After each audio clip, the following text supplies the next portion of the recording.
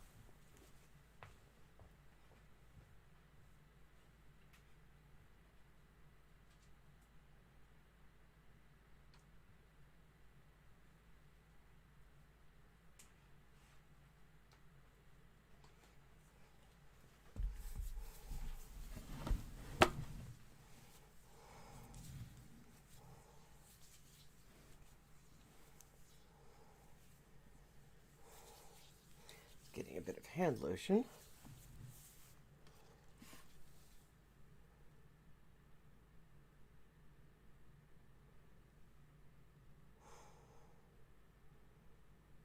Wait a second, is this muted? Is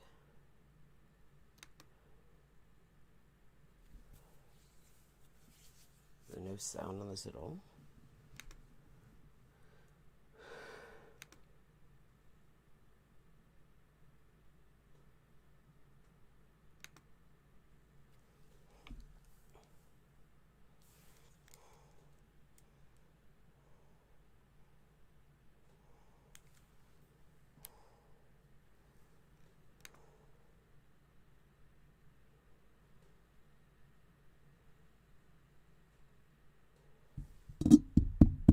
Okay, this is making no sense.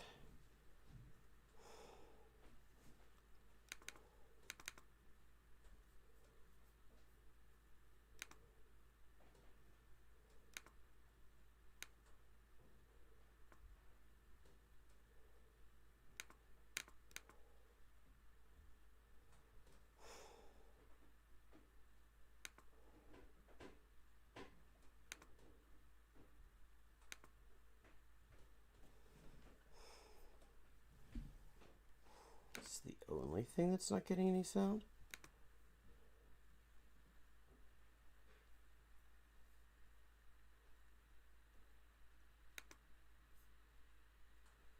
A lot of my time. No, that's getting sound.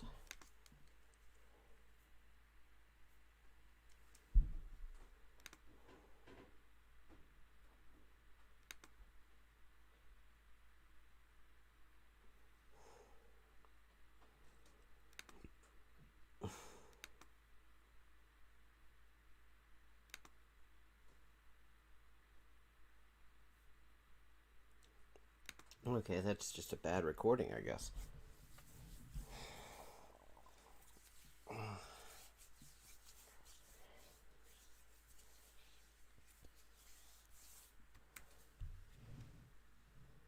Okay, let's try a different one. This is from Thursday.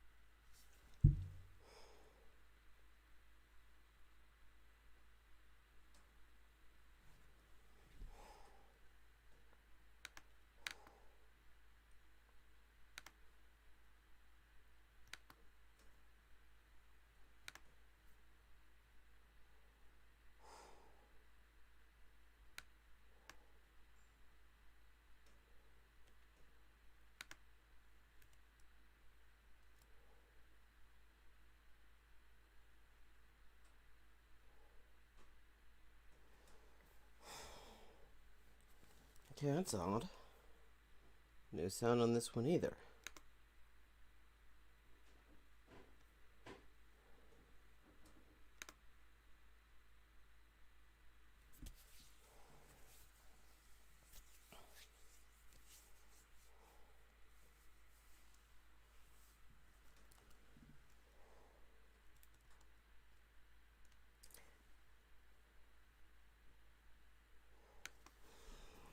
Chess, amongst other things, yes. Hello, Blitz King 12.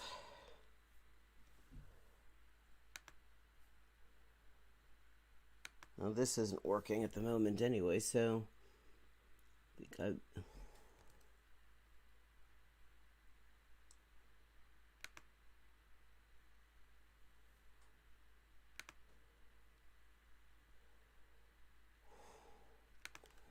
play a live game and then give that thing a go in a minute.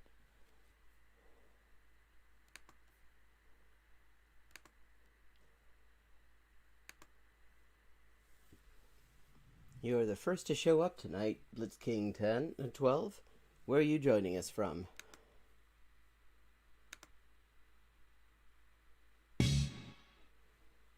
Okay.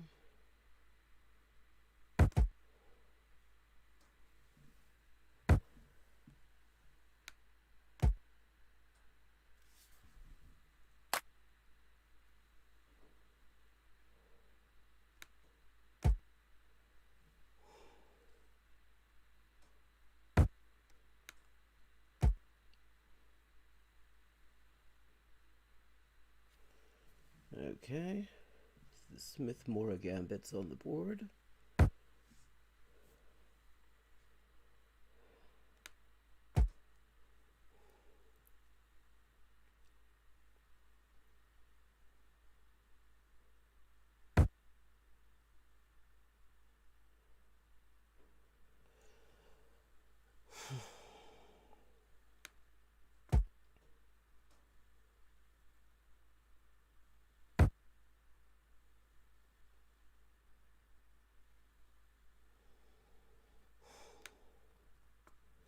Castle.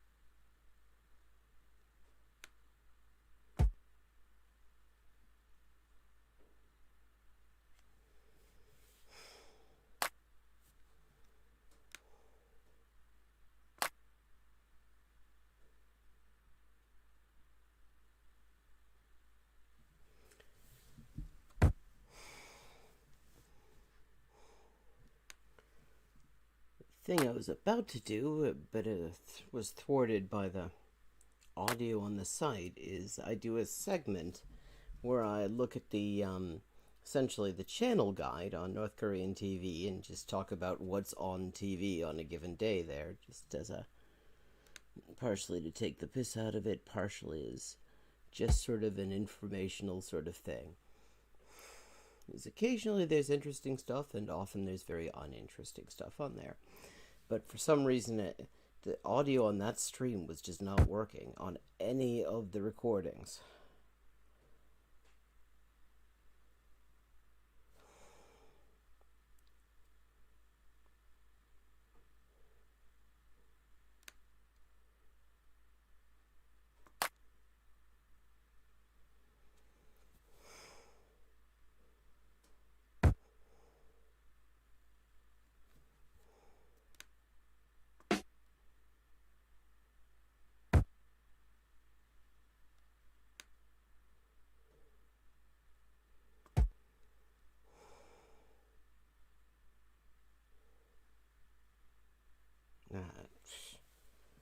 That didn't go the way it was supposed to.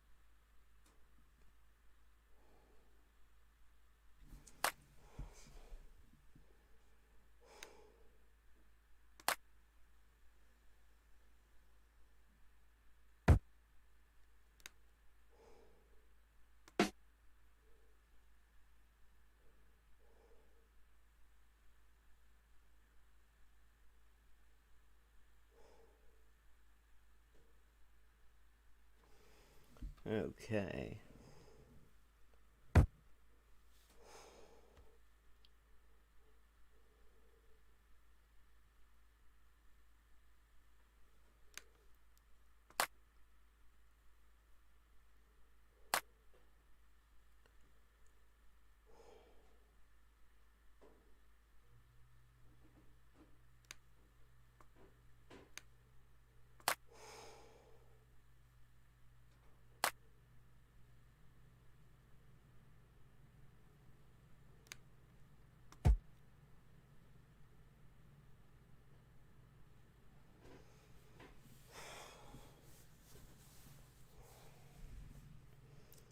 Let's bucket that one up fairly well.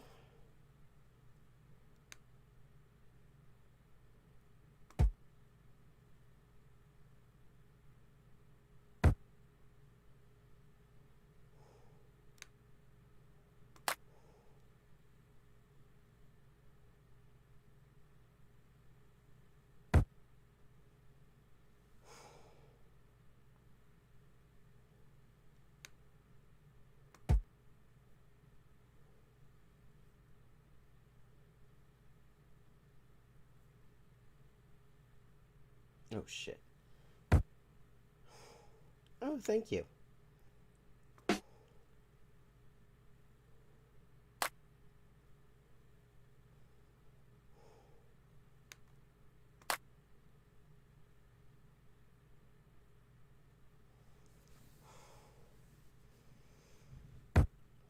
It's nice when you fuck up and nobody notices.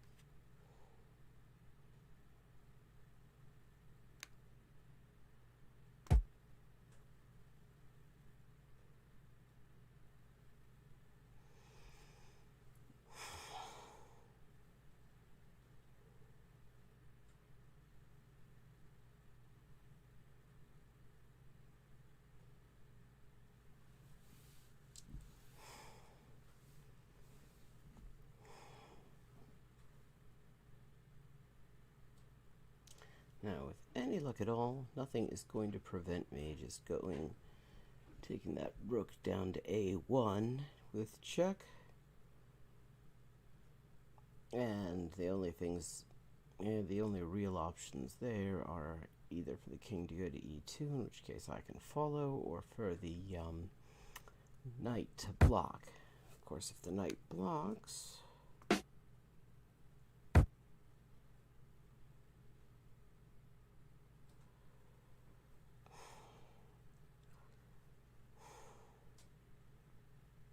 Okay, that's annoying.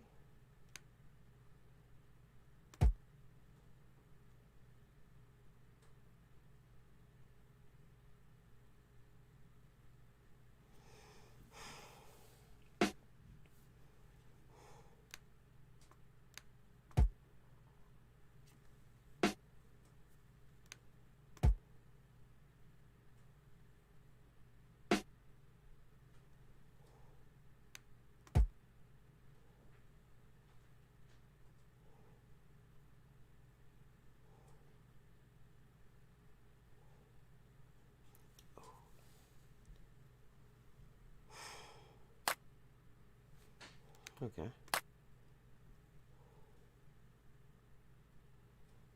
Doesn't really help me, but it could have hurt me more.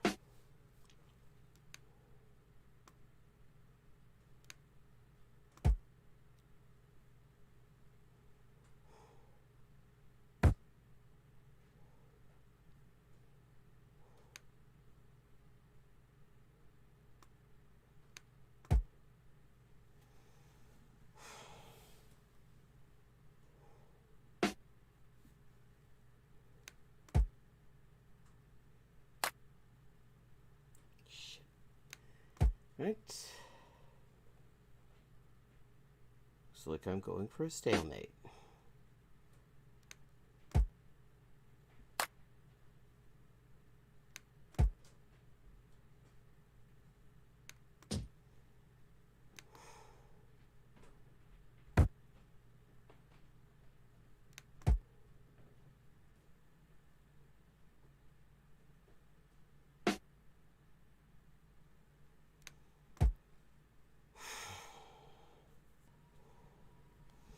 Okay, and just lost the connection again.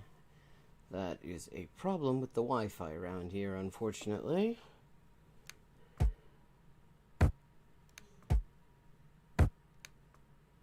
It looks like we're back.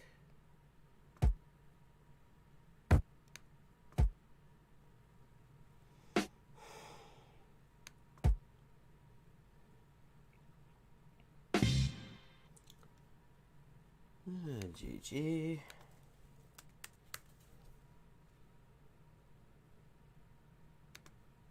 Let's see if this has sound now.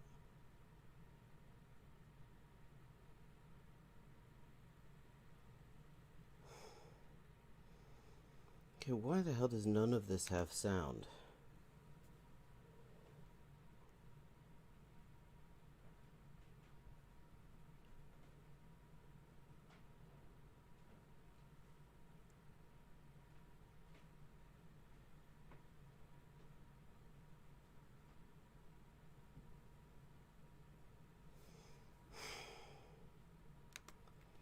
Okay, there's no audio on that. Okay, let's try Mondays.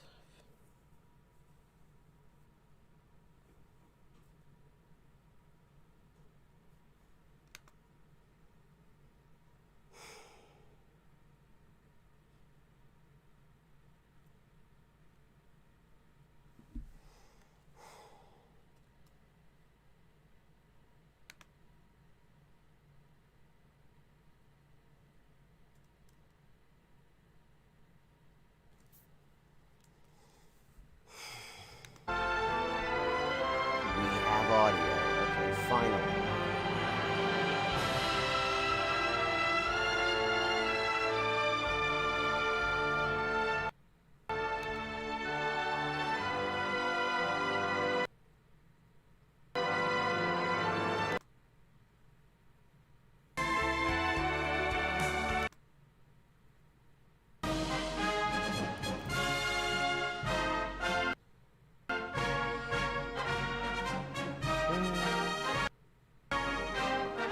Yes, this is how every single broadcast day starts out. First with the national anthem against the backdrop of Mount Picton.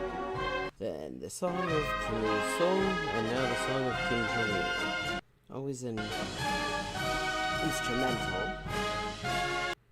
I guess they decided it's just too early in the day for close harmony singing. 한복당에서 Okay. 그리고 네가 하루 종일 머리.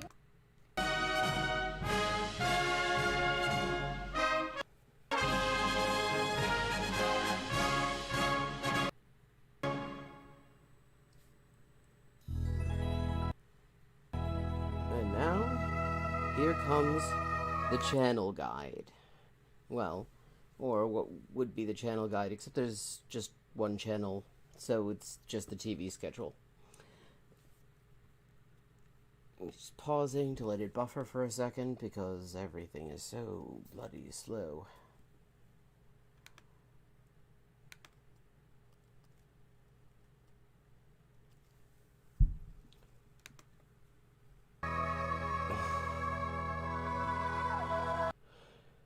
여러분이 보시게 될 방송 순서를 수리해서 알려드리겠습니다.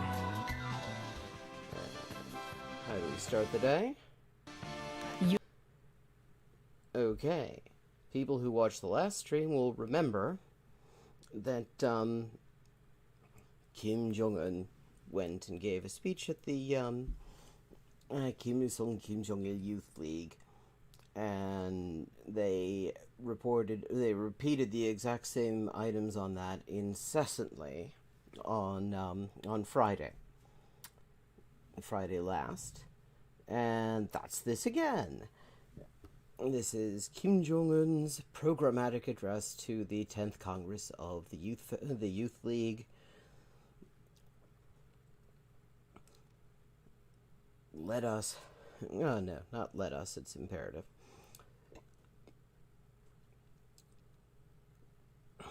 Powerfully proclaim the awesome strength of socialist patriotic youth leagues in the historic advancements towards new victories of the revolution. 15시 17분 경의하는 김정은 동지께서 송년동맹 제10차 대회에 보내신 강민족 서한 혁명의 새 승리를 향한 역사적 진군에서 사회주의 애국 청년동맹의 위력을 힘있게 떨치라. 주체 110 2021년 4월 29일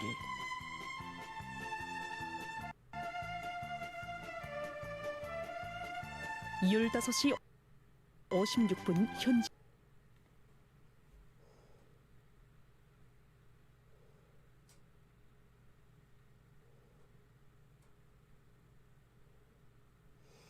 High are the flames of the increase in steel production. There are lots of things like this. 솔강제 증산의 불길을 더 높다. And this is at the Hwanghae Steel Manufacturing Complex. 15시 5분 럭화실황. And here we go. This is the sports. This is Olympiacos versus Manchester City from sometime in between 2020 and 2021. For some reason, their sports they're always showing European football almost exclusively, and it is always on a delay of several months, which I've always thought. I mean, you could really do The Wire with that. It seems like it's just a wonderful opening. But yeah, I mean, they sort of dub over their own commentary. 2021년 유럽 축구 선수권 보유자 연맹전 중에서 조별 연맹전 3조 경기를 보시겠습니다.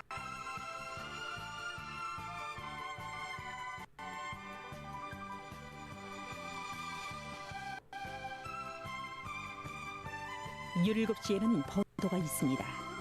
The news at 5. 17시 10분 오늘의 중앙신문 개관. The headlines of the only two newspapers that really matter. And Children's Film Hour.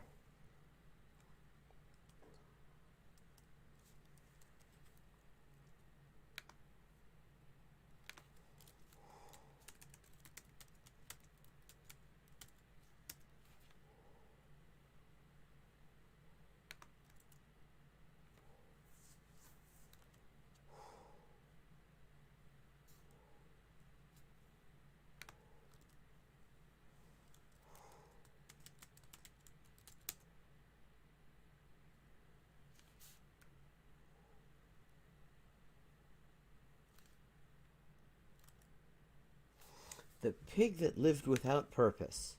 넌 무슨 일을 했니? 정말 꿀꿀. 네가 하루 종일 뭘 했니? 한 일이 있을 게 뭐나요? 17시 23분 아동 방송 시간에는 아동 영화를 보시겠습니다. 놀고 먹던 꿀꿀이. It's loosely based on the life and times of Daryl Gates. 17시 49분 소개편. Now a new program.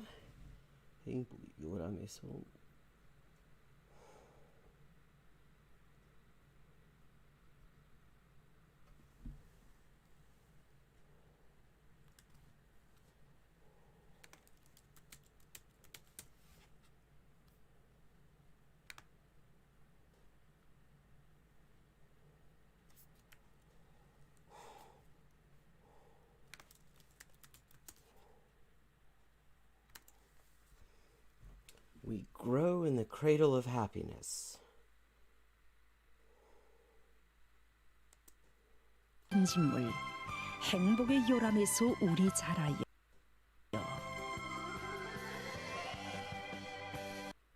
18시 10분 소개편집물 아물 속 없는 상처.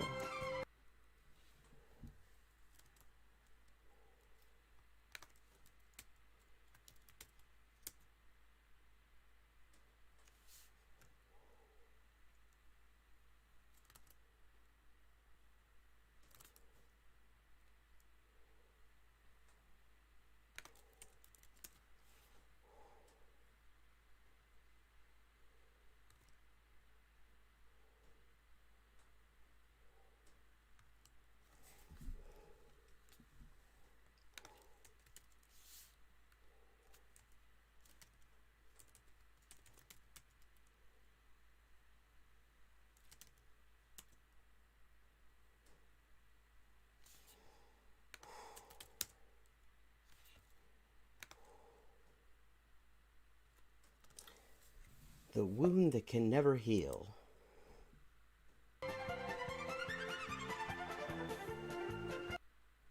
18시 18분 석의 편집물.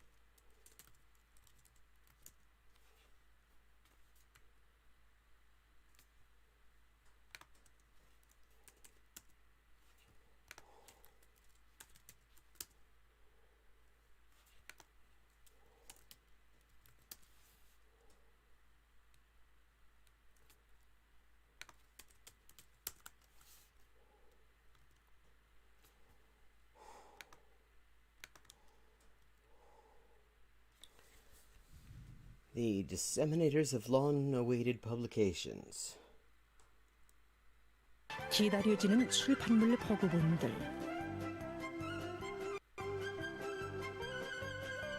18시 28분 연속 참관기. 위대한 역사 빛나는 shining 전통. tradition. 과학 전선은 사회주의 수호전의 전초선.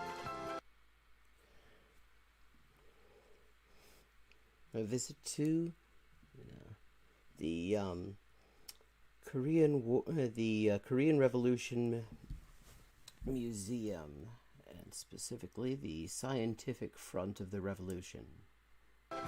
This is something they do all the time. They go to museums and they look at pictures and things, and 18시 somebody talks 47분. about them.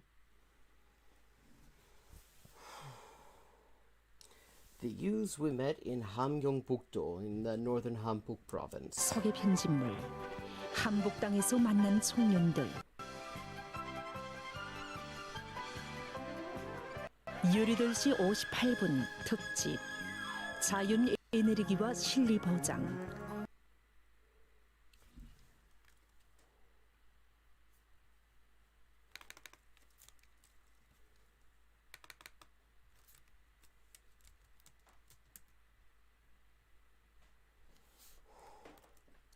Ensuring the benefits of renewable energy. 첫 번째 분으로 우이무이 기존의 량심으로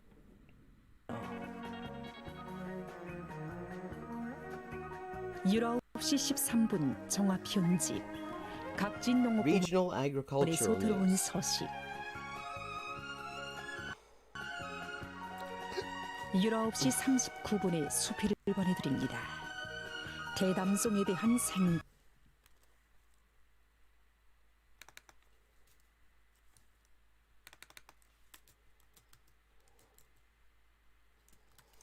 Thinking about being daring. An essay. 20시에는 보도가 있습니다. The 8 o'clock news, which is the longer version. 20시 24분부터 조선 기록 영화를 방영합니다. A documentary. The bosom of shining life. 인생은 어떻게, how our life comes to shine. 빛나는 삶의 품. 27. 인생은 어떻게 빛나는가.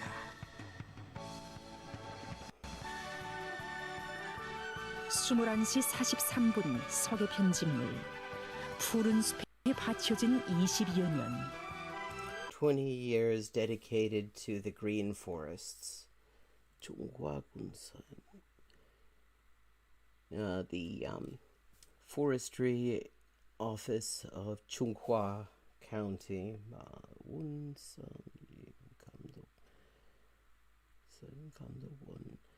Talking with Forest Ranger Ri Myung-il.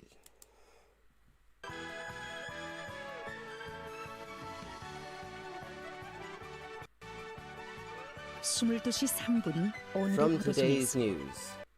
Somehow this always gets cut off of the feed that on KCNA.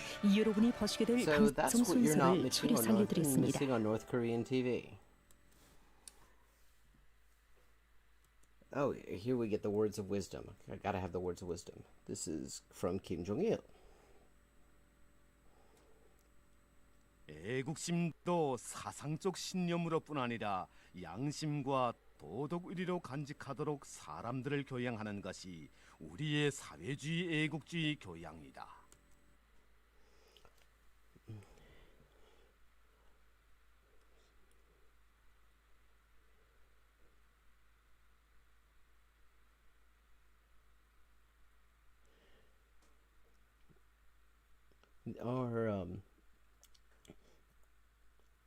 Our type of socialist teaching is that patriotism is not just a matter of ideological faith, but of conscience and morality.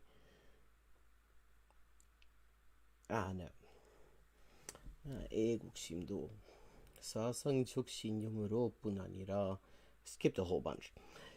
양심과 도덕의 의리로 간직하도록 사람들을 교양하는 것이 우리의 사회주의 애국주의 교양이다. Our socialist patriotic teaching is that patriotism should not just be a matter of ideological faith, but should be treasured in the conscience and the morality of the people in order to be a source of teaching to them.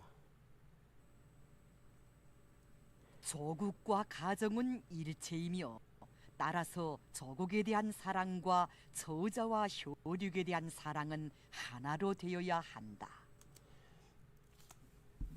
The fatherland and the family are one. Therefore, love of country,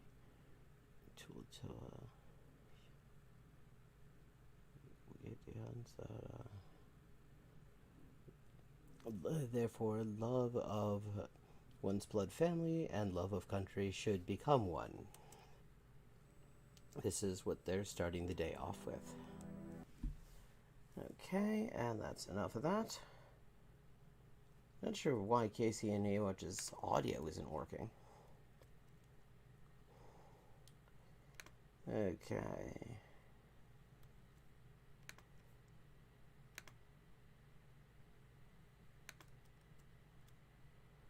And this is the part where I take a little bit of break.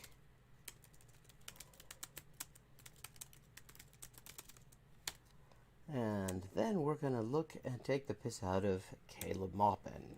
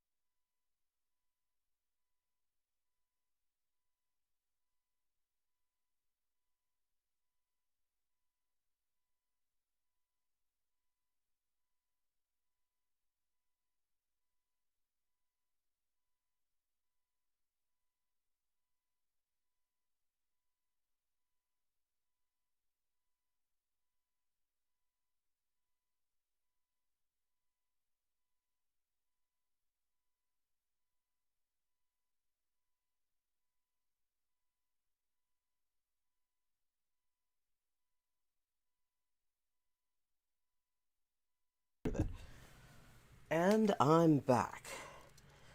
And my fucking headphone cable is, of course, tangled up. Why wouldn't it be? Okay. Sip of water. Anything interesting going on the Twitter?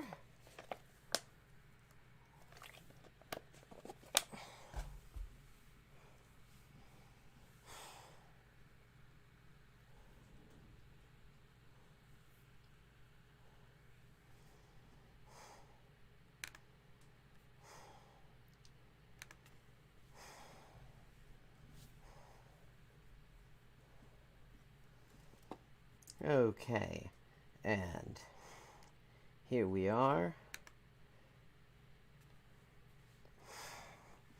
Like, watch some more words of wisdom, this time from Caleb Maupin.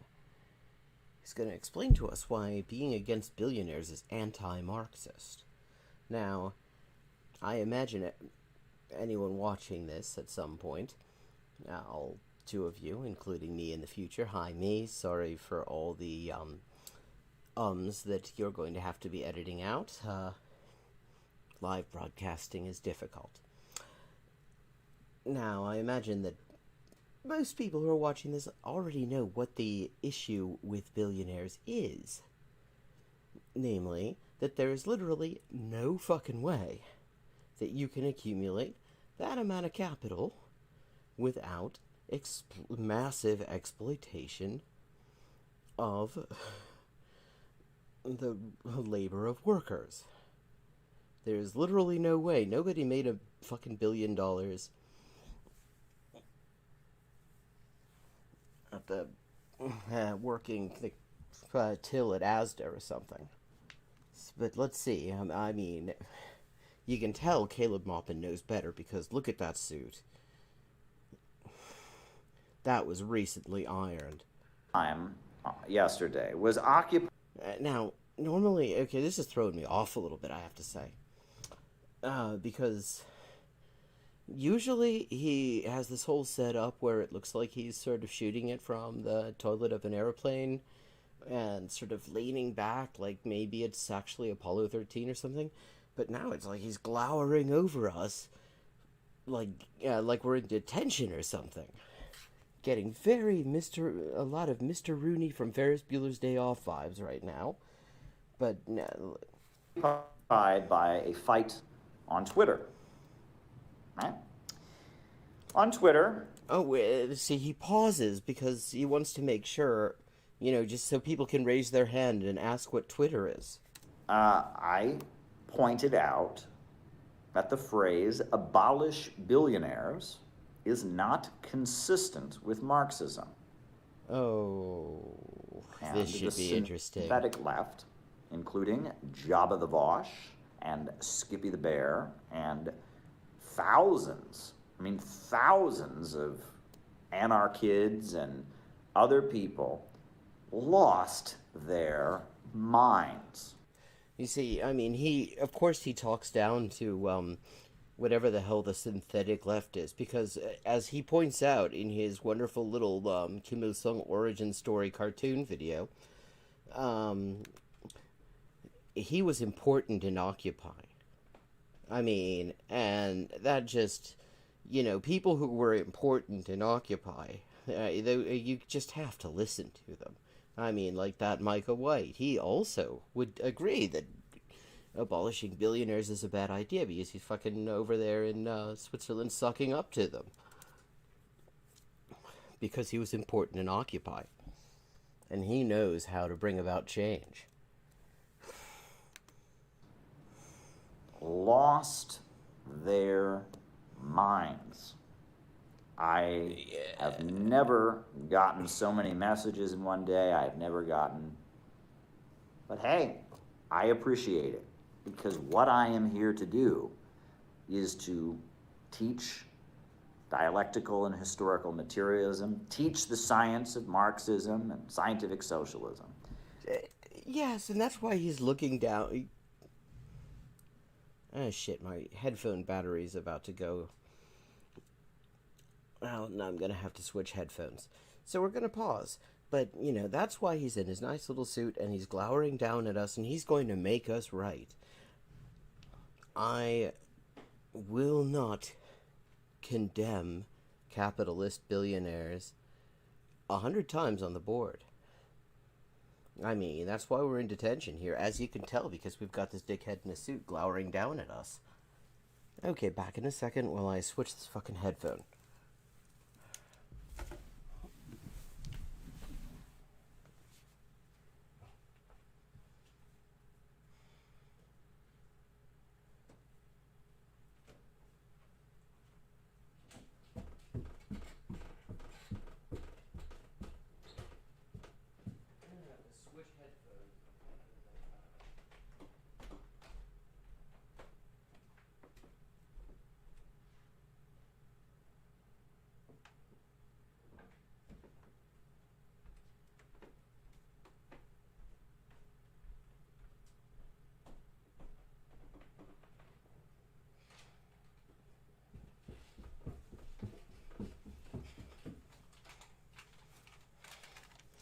Okay, switching headphones.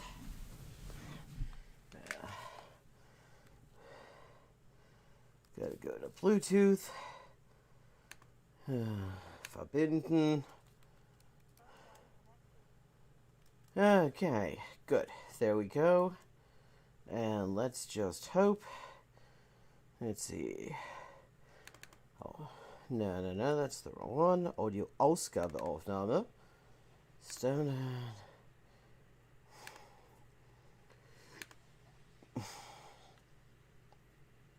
Okay, I'm going to test this out now. Because I've been having problems with getting the headphones to work. And in order to do that, it's necessary to break down the myths that people believe. Break down the and that myths there for is me. this entity walking around that believes something that is completely contrary to Marxism. For a guy who likes to blame Jews on everything, he does seem to like a Davin.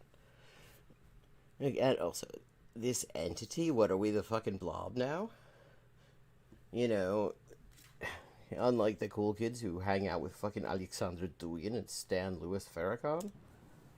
And those pessimistic, destructive beliefs that are not consistent with the tradition of scientific socialism and Marxism and communism and anti-imperialism need to be broken down. So if I was able to shock some people awake, I'm proud of that. This guy has absolutely no self-awareness. He has absolutely no idea how he comes off. Shock people glad away. I was able to do it, and I appreciated that a hubbub exploded on social media around this, because you gotta watch out for those exploding hubbubs. The phrase "abolish billionaires" is not consistent with Marxism. Okay, now I acknowledge that we're only about 2 minutes into this thing, but he's doing a lot of repeating and not a whole lot of fucking explaining, is he? You cannot be a Marxist and say you want to abolish billionaires. Now, you could be a Marxist and advocate a wealth tax. I think a wealth tax is a good thing. I'd like to see Jeff Bezos pay more taxes. I think that's a basic myth. So you can this watered down liberal bullshit is what you can do as a Marxist?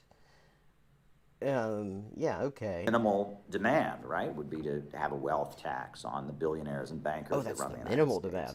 demand. You can be a Marxist and advocate that the billionaires of our society be overthrown and that their property become people's property. Of That's abolishing billionaires, you dickhead. Okay, so which is it? course you can.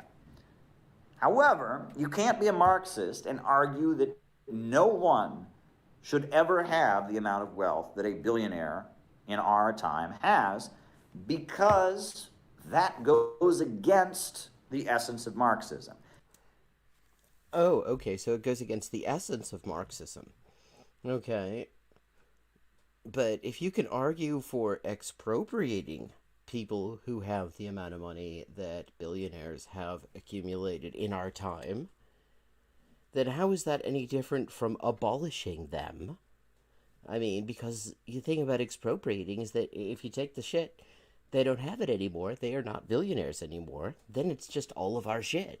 Somehow, now these people are liars, right? You know, Vosh, Skippy the Bear, is saying that I was defending the billionaires who run the United States. That was not the case. I was pointing out a basic concept in historical materialism, right? Which is that Marxism is an ideology that strives for vast material abundance. Or at the very least was at one point when productivity was so low that scarcity was a real issue. See, this is something that he keeps coming back. It's like the one time he's ever acknowledged that there's such a thing as overproduction was in the most bizarre dunk video ever, where he's like, oh, I'm going to shut down BreadTube by pointing out that there's overproduction. A thing that he previously had accused people of Malthusianism, accused Thoughtslime of Malthusianism for acknowledging.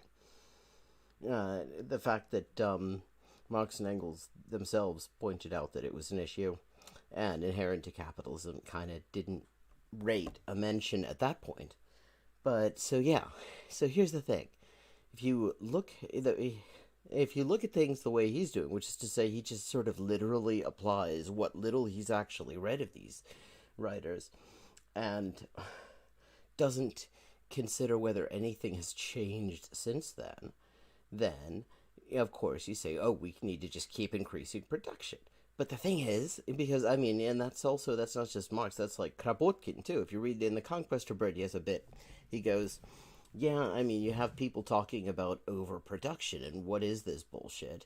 The reality is that the only reason it looks like overproduction, the only reason anything's going to waste, he says, at his time, was that that a huge number of the people who needed these things simply couldn't afford them. That was at the time that Marx and Kropotkin and Engels and a lot of these foundational thinkers were writing. At this point, we do not have an issue with fucking scarcity in all sorts of just essential stuff. I mean, food, we're producing enough food for 10 billion people. There are 7 billion people on the planet. And then, before it even hits retail outlets, about half of it gets thrown out. And you see that repeated all over the place. This idea that we need to be increasing production just across the board. This is an obsession of Caleb Maupin's, because he just believes in, like, sort of, I don't know, the PTL Club approach to interpreting Marxism or something. Let me explain to you Marxism very quickly. Yeah, let's try. Let's hear it. Marxism argues that history is like a train speeding forward, and that humans are constantly striving to get to a higher mode of production. For the majority of human history, we were hunter-gatherers, and then we got too good at hunting and gathering. Our ability to kill animals and collect fruits and nuts expanded so much there was a scarcity because we were so good at it. So it was necessary to develop a higher mode of production, a greater level of abundance. We started growing our own food and, domesticating animals, crops. That gave birth to a higher system called, slavery and feudalism. Eventually, slavery and feudalism became outmoded, and there became a basis for us to get to a higher mode of production called capitalism, where we have factory owners and workers who sell their labor power to a boss. And Marxism argues that capitalism, where production is carried out for profit, is also outmoded and holding back human creativity and potential. Yes, and also, as he acknowledges this elsewhere. I mean, he's very selective in what he acknowledges and what he doesn't. But, he points out, Marx and Engels were very clear that a big part of the problem wasn't so much that there was not enough stuff being produced in capitalism, but that it was being done in a totally irrational way, and you had this phenomenon of overproduction that actually resulted in abundance actually causing poverty because people got laid off because there was no need, nobody was buying the shit. So, and that was at that time, and now we're producing more than anyone could possibly actually consume at this point, way more than we actually need, way more than we can really continue to do in a sustainable way.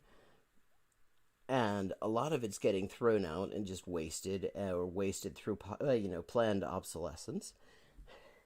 But he's still talking about it as if the problem is we need to just keep on producing, which is funny because he specifically dunked on BreadTube, said that BreadTube could resign after he pointed out overproduction in capitalism. And so, the idea is that the majority of society, the working class, those of us who sell our labor power to survive, will rise. Yeah, see, because he was working class for 6 months. He was working class for 6 whole months, did you know? He worked at an undisclosed sandwich shop in university. So he's totally one about, nothing to do with his fucking rich bougie-ass banker father. Rise up and seize control of the means of production. The banks, factories, and industries, the major centers of economic power, will overthrow the ruling class, seize control of the economy, and rationally plan it. Rationally plan out.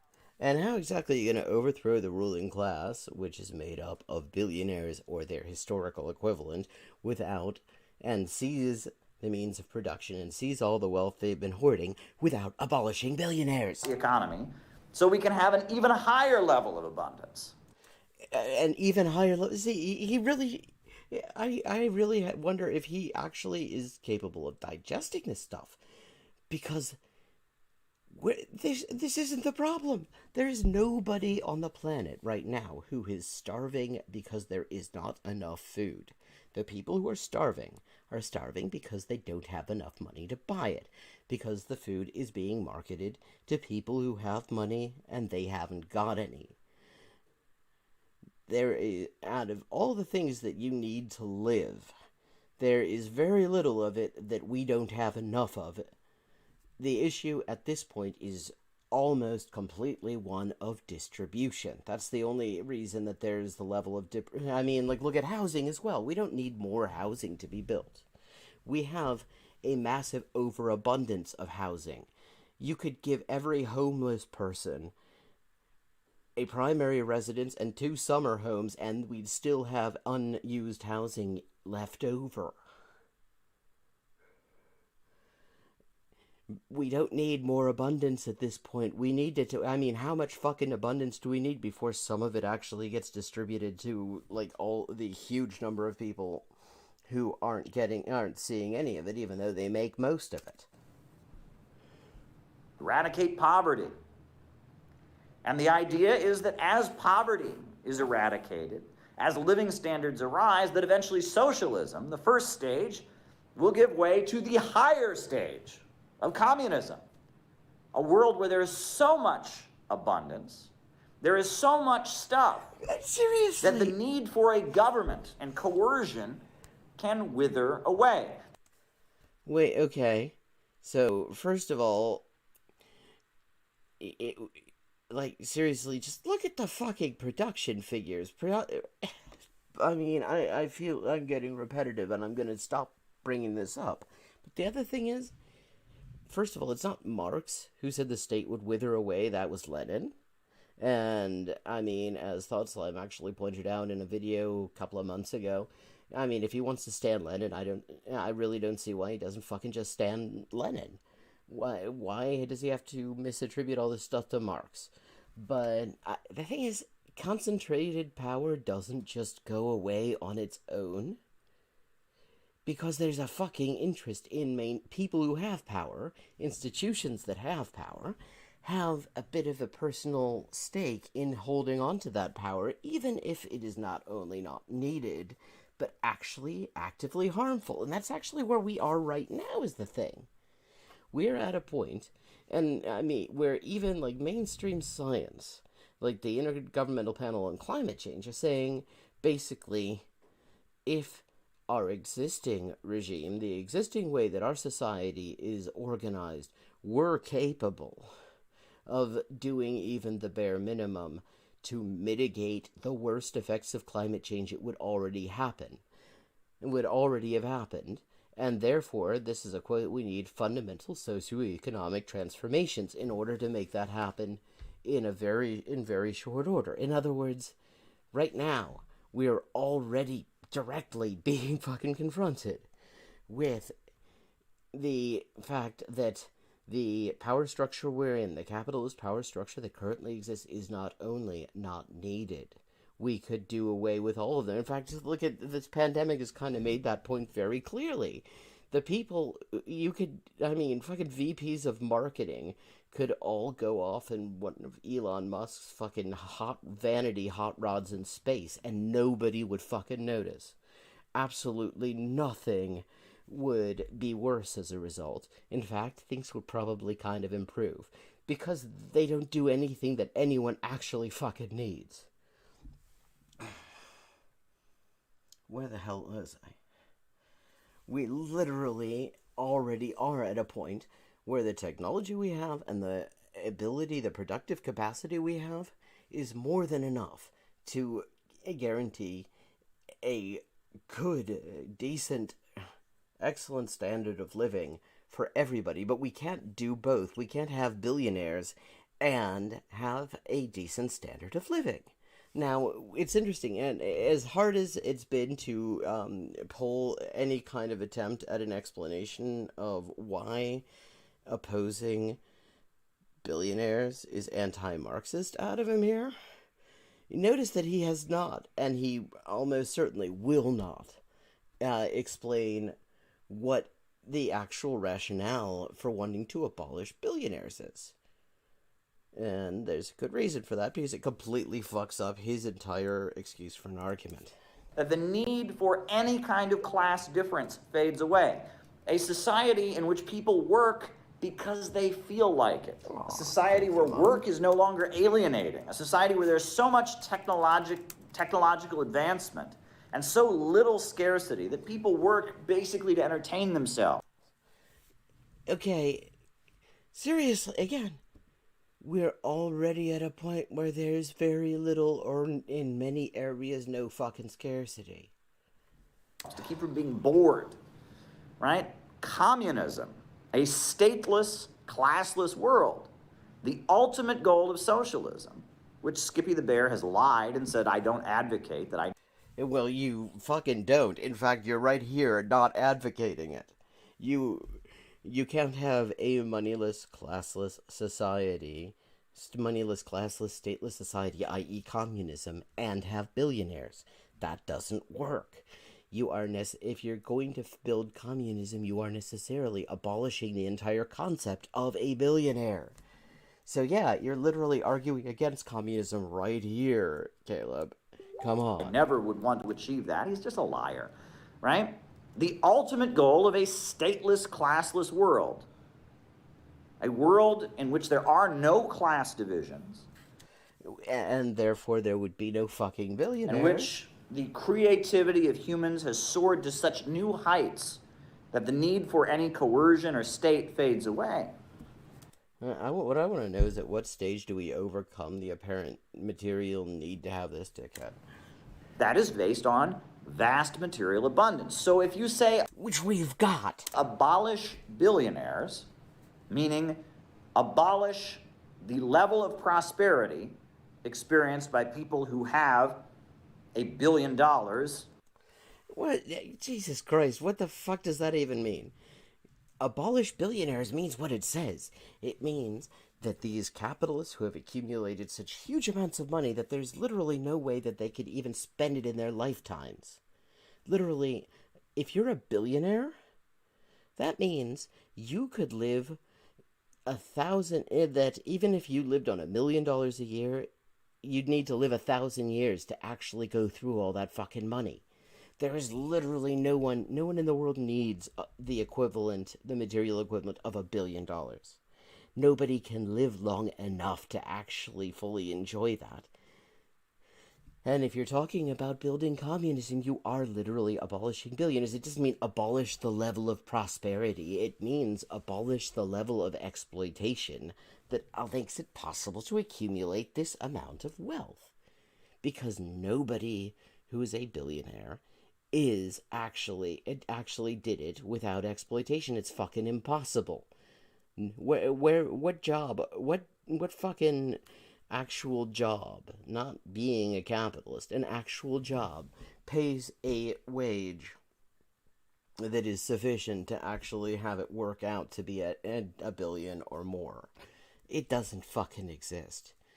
I mean, and why he's decided to pick this particular fight, I don't for the life of me know, but I'm kind of...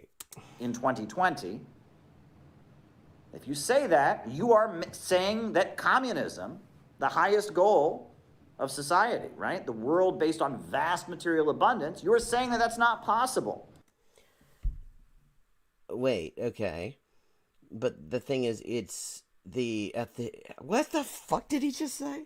Okay, so if you say abolish accumulating huge amounts of profits in the $1 billion plus range by massive exploitation of workers,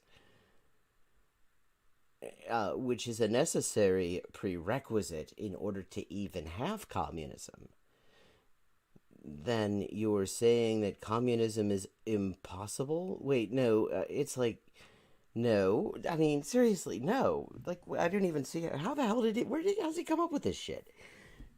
What stands in the way of communism is that all of this material abundance is concentrated in the hands of a handful of fucking people. Jesus, I mean, where did they get this? You are saying that's not possible. If you say that, oh, no. If you say that wealth is bad, if you say... Give me an example. Citation fucking needed. Who's saying wealth is bad? The goal is to stop human prosperity. Okay, again, citation kind of needed. At a certain level, that no one can have more. No one can ever in human history go beyond the level of abundance and comfort that billionaires have in our time. Okay, the other thing about this, again, I mean, he's talking about this as if somehow the amount of material wealth accumulation that billionaires have would somehow be inadequate. Okay, Caleb, my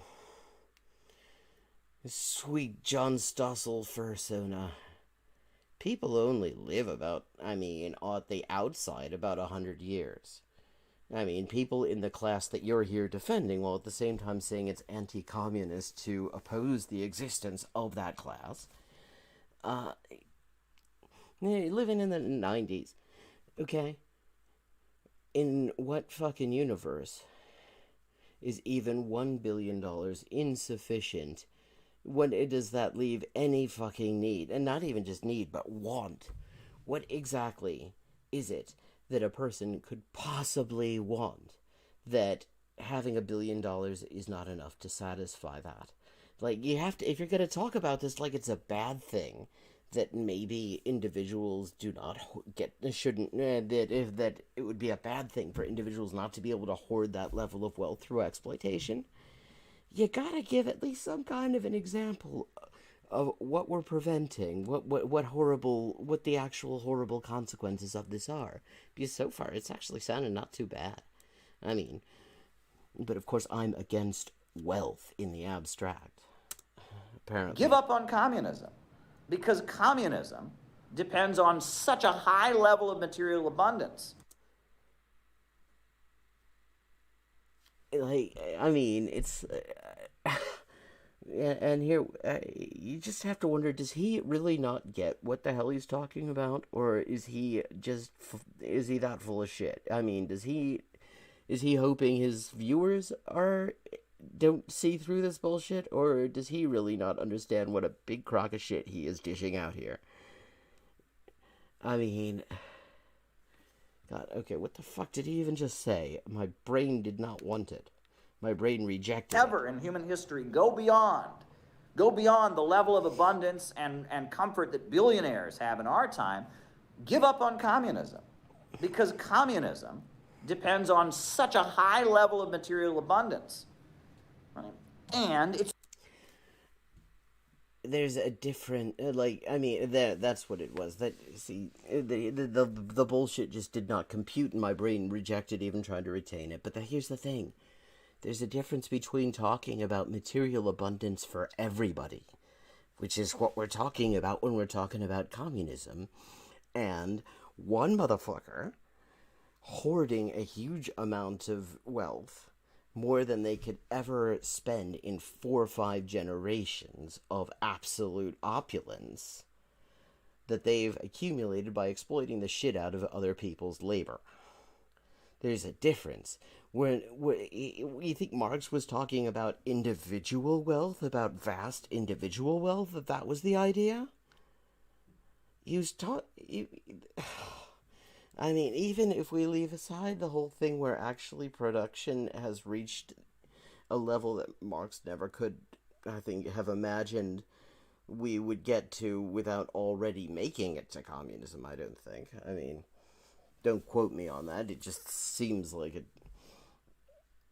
But, I mean, oh, God. It's important to make this point. It's important to make this point because of the lies. I have heard my whole life. I've gone out and sold communist newspapers. I've handed out communist leaflets. And people will say to me, those shoes you're wearing are too nice to be a communist. Why? Right? Or, oh. Yes, because, you see, that's totally the same thing as having more money individually than most countries. If you're a true communist, you should not have a nice jacket like the one you're wearing. Why? Well, and see, he's taken that advice, which is why he's wearing that ill-fitting piece of shit, even though he could most likely afford much better. Because it is drummed into people's heads from the time we're very little in this country, all the way up into adulthood, that communism means poverty. This is what we're told in the United States, that communism means poverty. Look. Yeah, okay. Okay, true story. Yes, people actually do have that hammered in. But here's the thing, Caleb. You know what it means? You know what vast accumulations of individual wealth in the billions and sometimes near trillions of dollars, you know what that also means? That means huge amounts of poverty for fucking everybody else. Because the thing is, they're not getting this out of a fucking replicator. They're accumulating, hoarding the product of a planet that only has a certain amount, that can only generate a certain amount of stuff at any given time, even taking into account things like recycling or whatever. If they control it, that means lots of other people are going without. I mean, I really just don't get, does he not get this?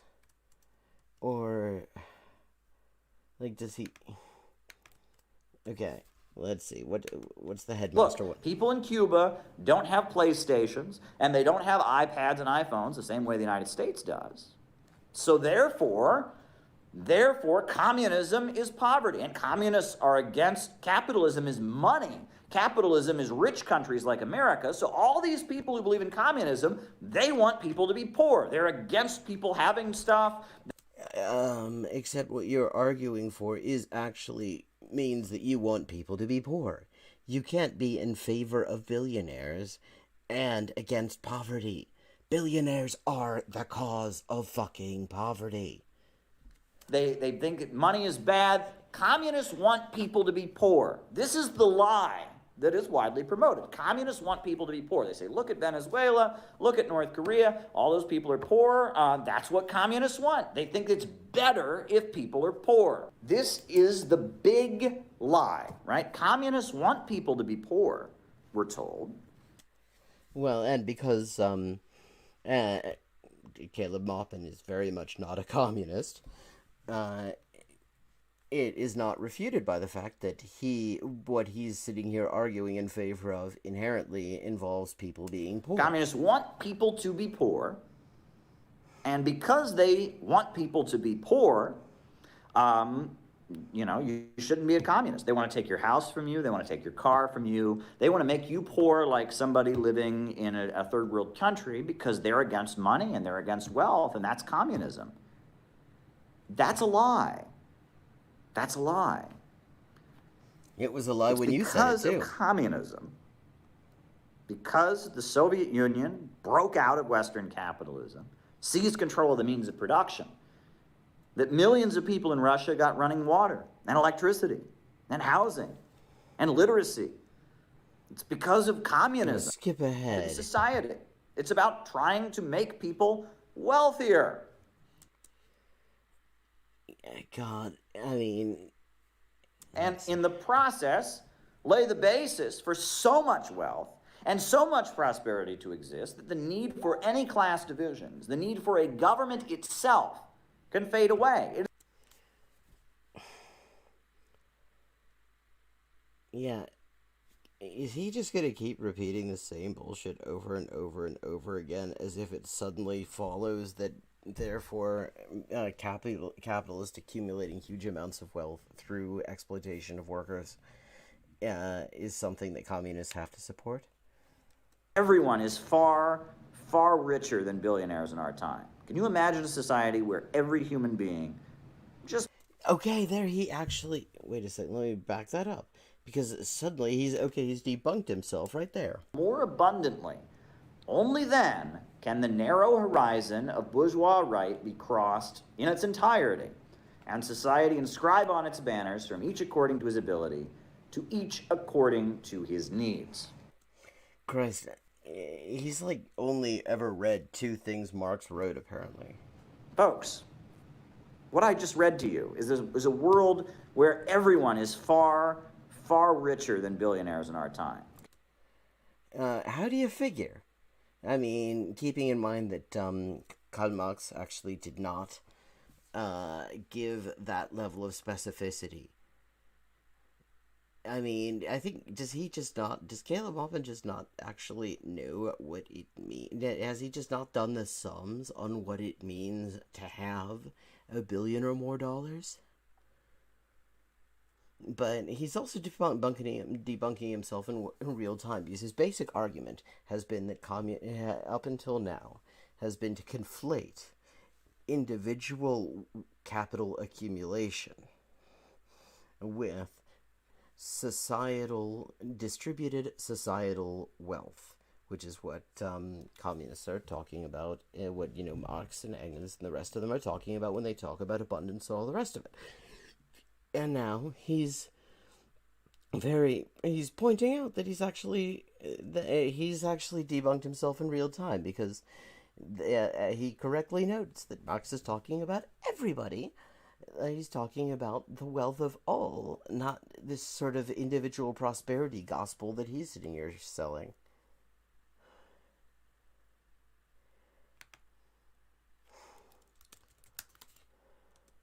Can you imagine a society where every human being just worked because they felt like it? Can you imagine a society with so much material abundance that the state can wither away?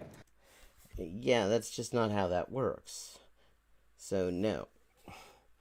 If having more material abundance than the entire planet enough material abundance to feed, house, clothe, etc., 3 billion people more than we actually have on the planet isn't going to suddenly make the state wither away, then maybe that's not how states work.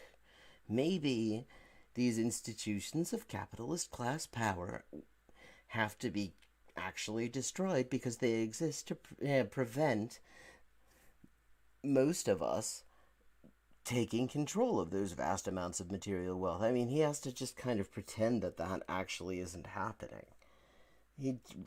Where there's no division between physical labor and mental labor, right? There is no division of labor at all, right? I mean, we're talking about a society with such material abundance And if you say, nope, we're going to cap it, we're going to cap human progress at the level of what billionaires have today. This is like a PragerU argument he's making here. This is the sort of thing they say. He's equated individual capitalist wealth accumulation to human progress. Like, this is like literally the sort of shit you'd see on PragerU. He really is John Stossel's persona. You're basically giving that up. It wasn't just Marx. I just read to you is Marx. Right?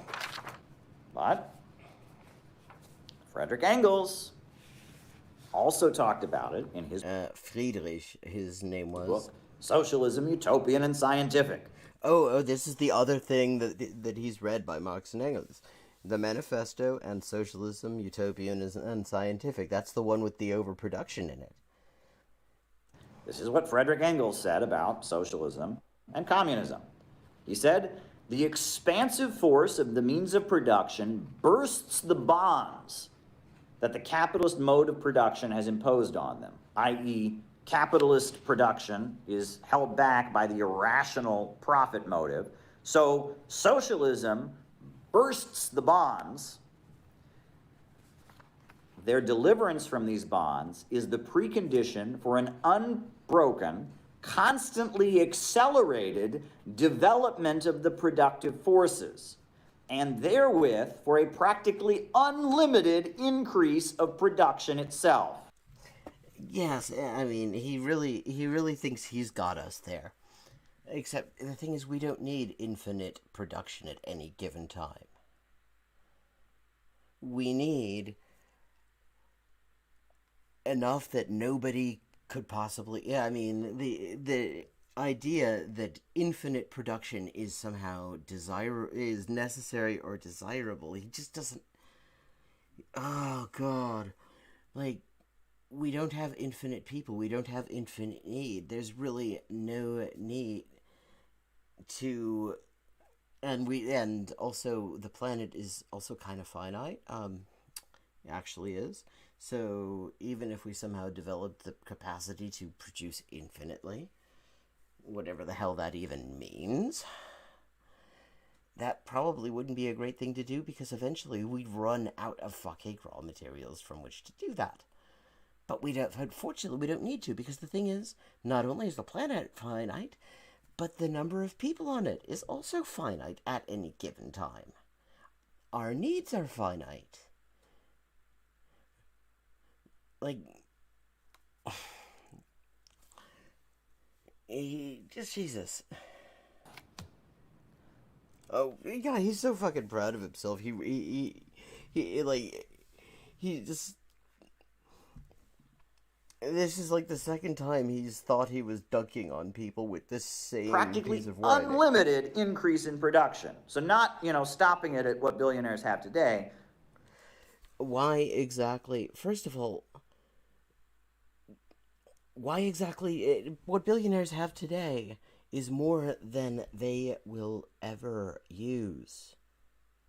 More, you could take 90% of it away, and in terms of their actual daily lives, they would not notice it, because they simply do not live long enough to come close to spending all that. I mean, it's like, does he not understand what a billionaire actually has? We're talking about, like, how many fucking seaports and stadiums does each individual get to own in communism? I mean, like, is that what we're fighting for? That we could all own, like, 5 or 6 different football stadiums or some shit? Like, seriously, what the fuck does he even think any of this means? Practically unlimited increase of production itself. Nor is this all. The socialized appropriation of the means of production does away not only with the present artificial restrictions upon production, but also with the positive waste and devastation of productive forces and products that are at the present time inevitable kamikatze of production and that reach their height in the crises. Furthermore, it sets free for the community at large a mass of means of production and products by doing away with the senseless extravagance of the ruling classes of today. Yeah, Caleb, maybe you should pause right there a second, dude. Because, you've been sitting here talking about how actually it's anti-Marxist to, say there's something wrong with the exploitation-based extravagance of the ruling classes that is one of the key fundamental causes of the poverty everybody else experiences. Yeah, and here you have Friedrich Engels, who you call Frederick for some reason, saying that, yeah, communism means doing away with that. Now, I don't think they actually had billionaires in face value when Engels was writing. I think millionaires were probably roughly on that level, and there weren't many of them. But, yeah.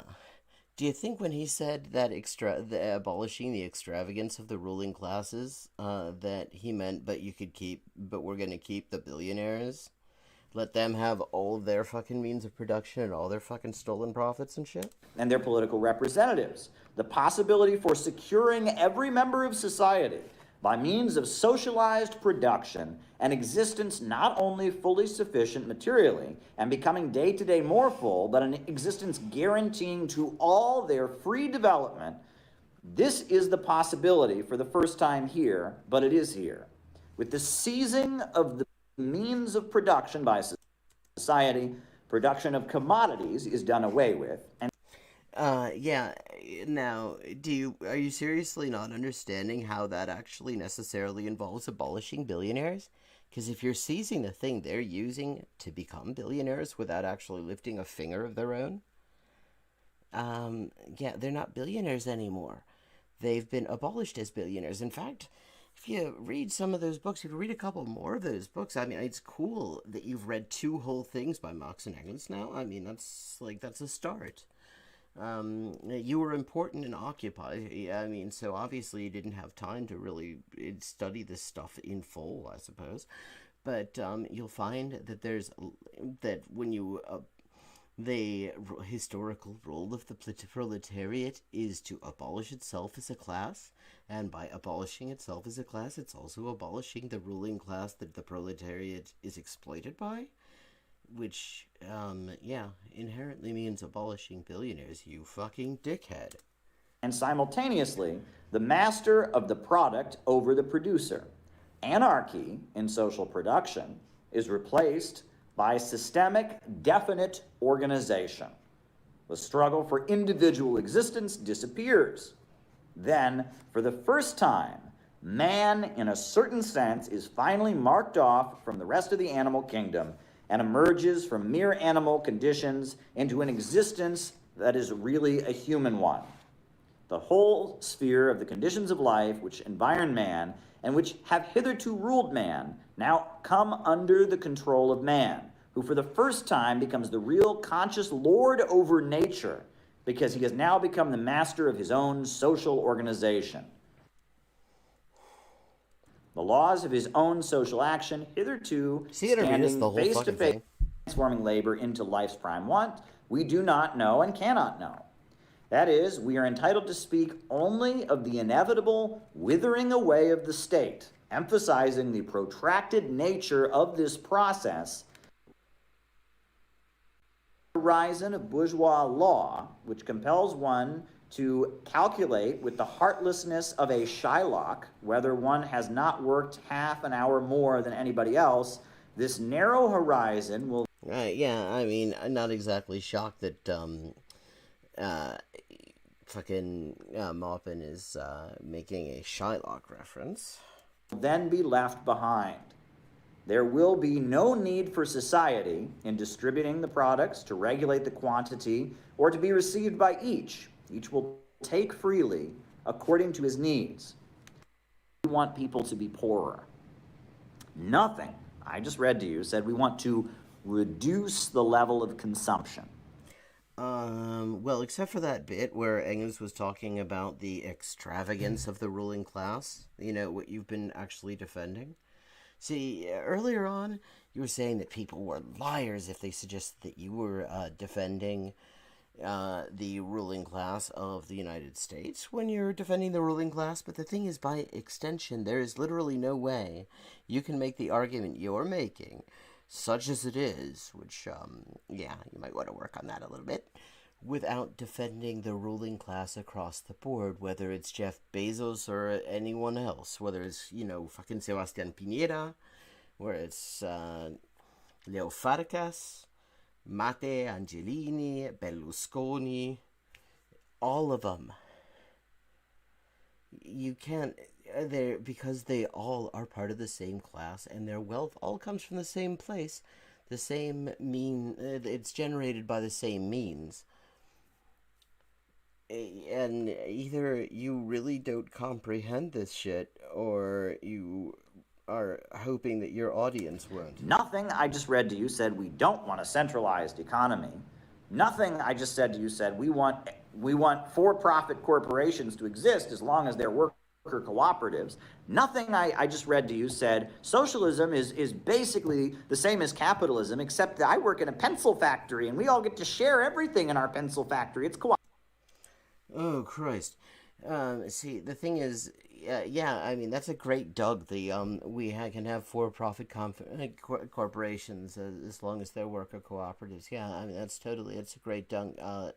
Being that you're here defending the idea of for-profit corporations that are not worker cooperatives, that aren't even offering that level of equity to the people actually generating the wealth and doing the work. Cooperatively owned. Nothing I read to you has anything to do with what Jacobin believes, with what Vosh believes, or what these fakes believe. These fakes want to reduce the human population.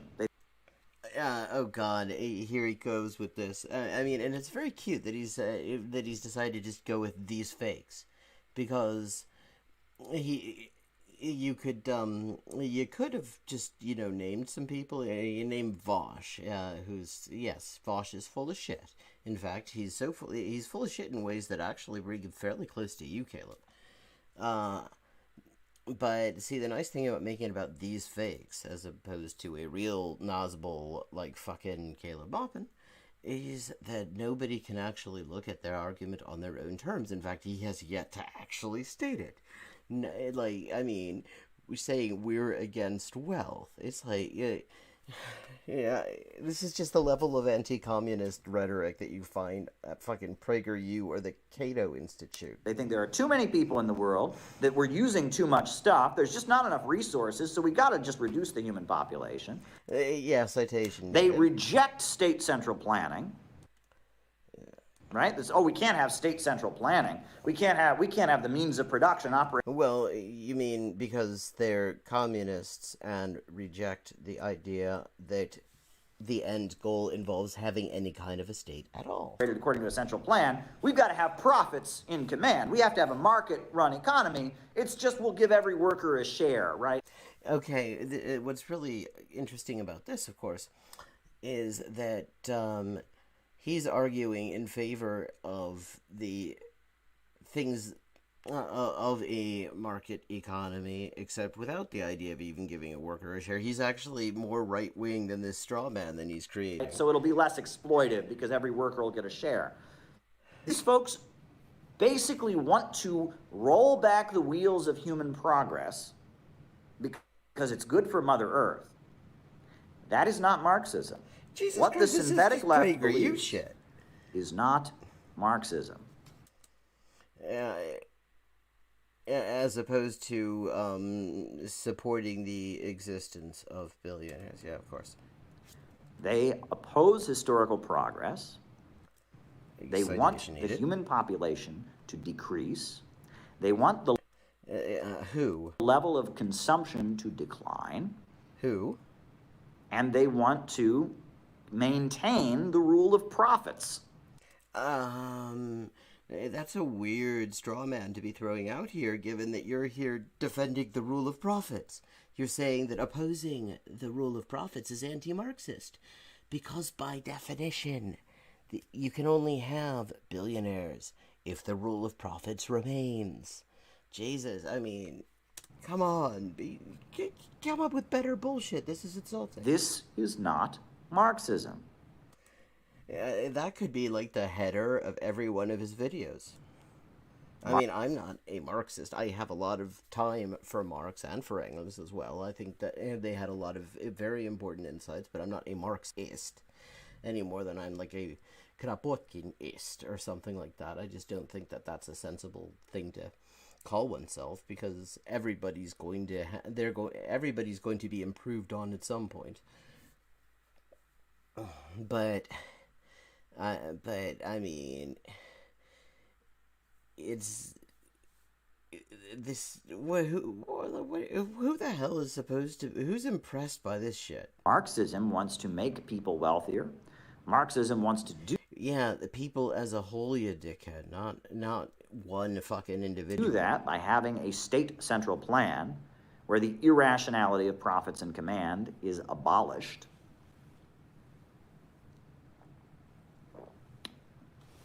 What these people believe is not Marxism. In fact, what these people believe is something that's been invented by the most powerful wing of the ruling class. Okay. Go on. Right? In Britain, right after the French Revolution, the ruling class of Britain was a little bit worried. They said, look, across the ocean, just across the English Channel, there's a huge, massive uprising going on. They're cutting the heads off of kings. What's he going with this? Chaos in the streets. How can we, I mean, is there any danger of such thing happening in Britain? So they hired an individual by the name of Robert Malthus. Oh, Christ, that's where he's going. He's back to the Malthusianism bullshit. See, I thought this was going to be more interesting than that.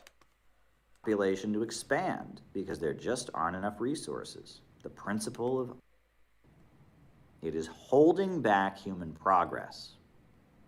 Great in Britain, dominating the world economy. This system is outmoded. It is holding back human progress.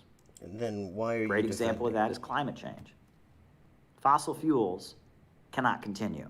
We cannot continue to have an economy centered around burning natural gas and burning oil. It's not going to work.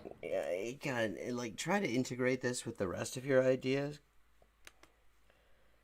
I mean, would you please? Workers from production. In capitalism, you only work so long as your labor enriches a capitalist. If a capitalist boss can't make a profit from hiring you, you don't have a job. Which is how billionaires are made. And now, with technology, they are eliminating jobs with artificial intelligence, a lower level of consumption. They tell working people, oh, you're right, you know, fossil fuels is bad, so you know what, you need to not be able to drive anywhere. Yeah, okay. Get back to the bit where you were explaining how supporting the billionaires is Marxist, even though Engels himself said that you needed to abolish the extravagance of the ruling class. Yeah, could you get back to that, because you've and you need to get a lower paycheck so that you don't spend it on material good. I mean, the only way out of this crisis for the capitalists is mass destruction and death. Right? That's all that. Look, they run the oil markets, the big four super major oil companies, Chevron, BP.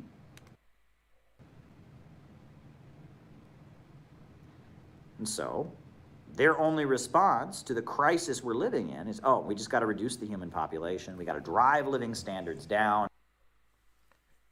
And what does this, again, have to do with anything? I mean, I know you love to accuse people of Malthusianism. It's like, it's your passion. But you were making an argument about how it is fundamental.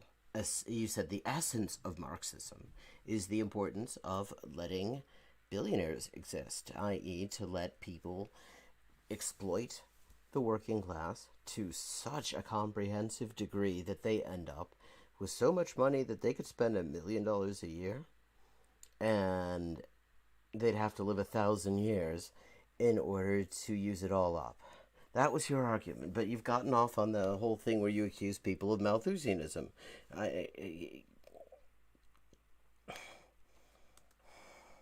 Market, at the end of the day, the market is not in control. Profits are not in command.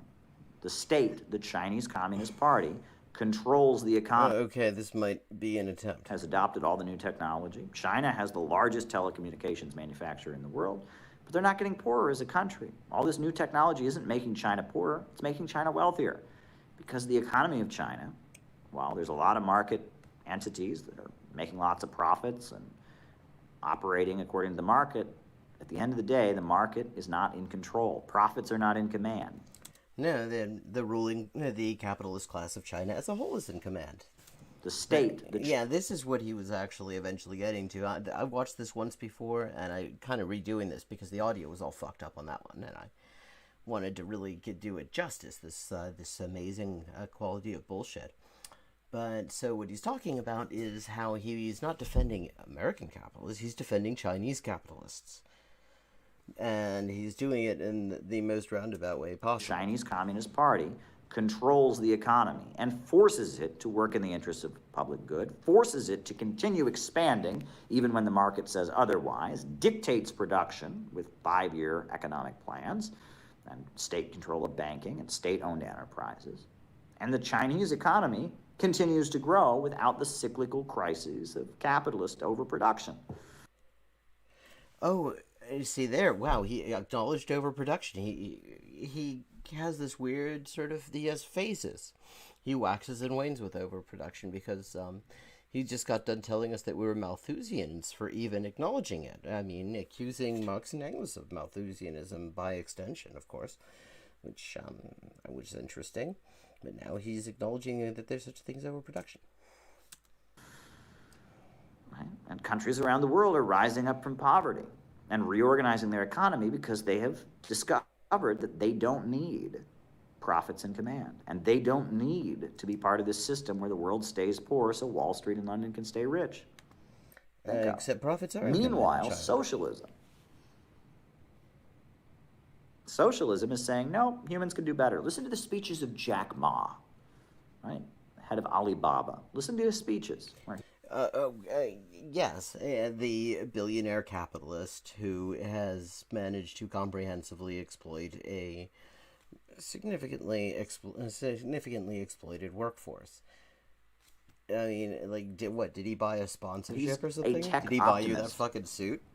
Listen to what he's explaining. He's explaining the exact same thing that I'm explaining here. This is dialectic. Yes, he's explaining that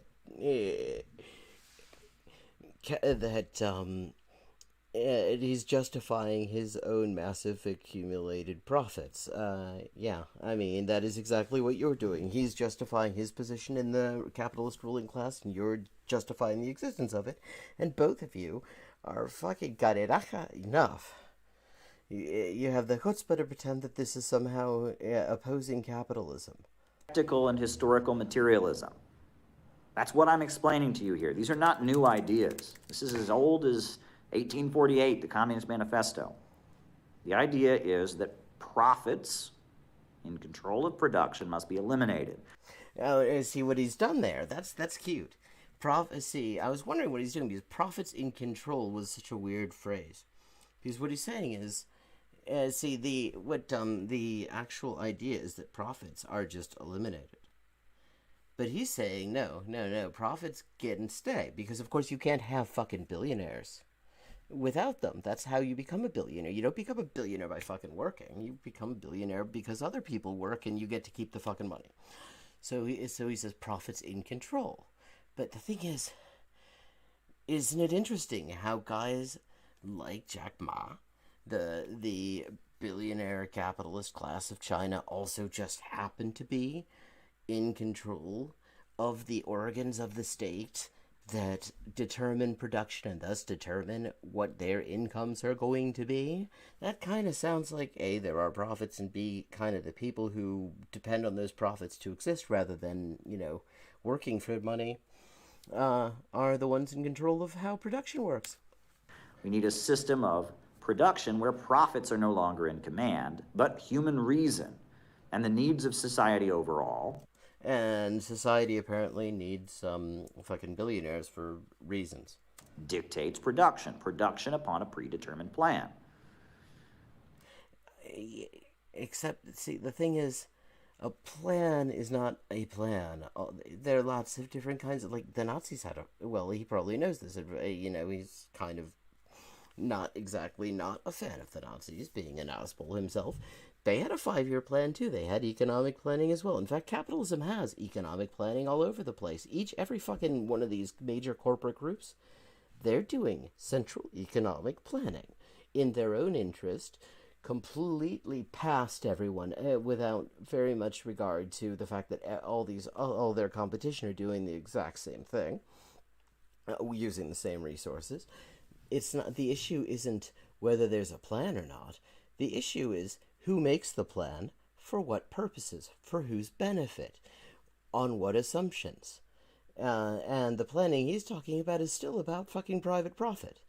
Even though he's trying to find some way to make that distinction, it's not an accident that there are billionaires in China. There's not an accident that Chinese capitalists are accumulating that kind of wealth from the labor of the workers. And the synthetic leftists.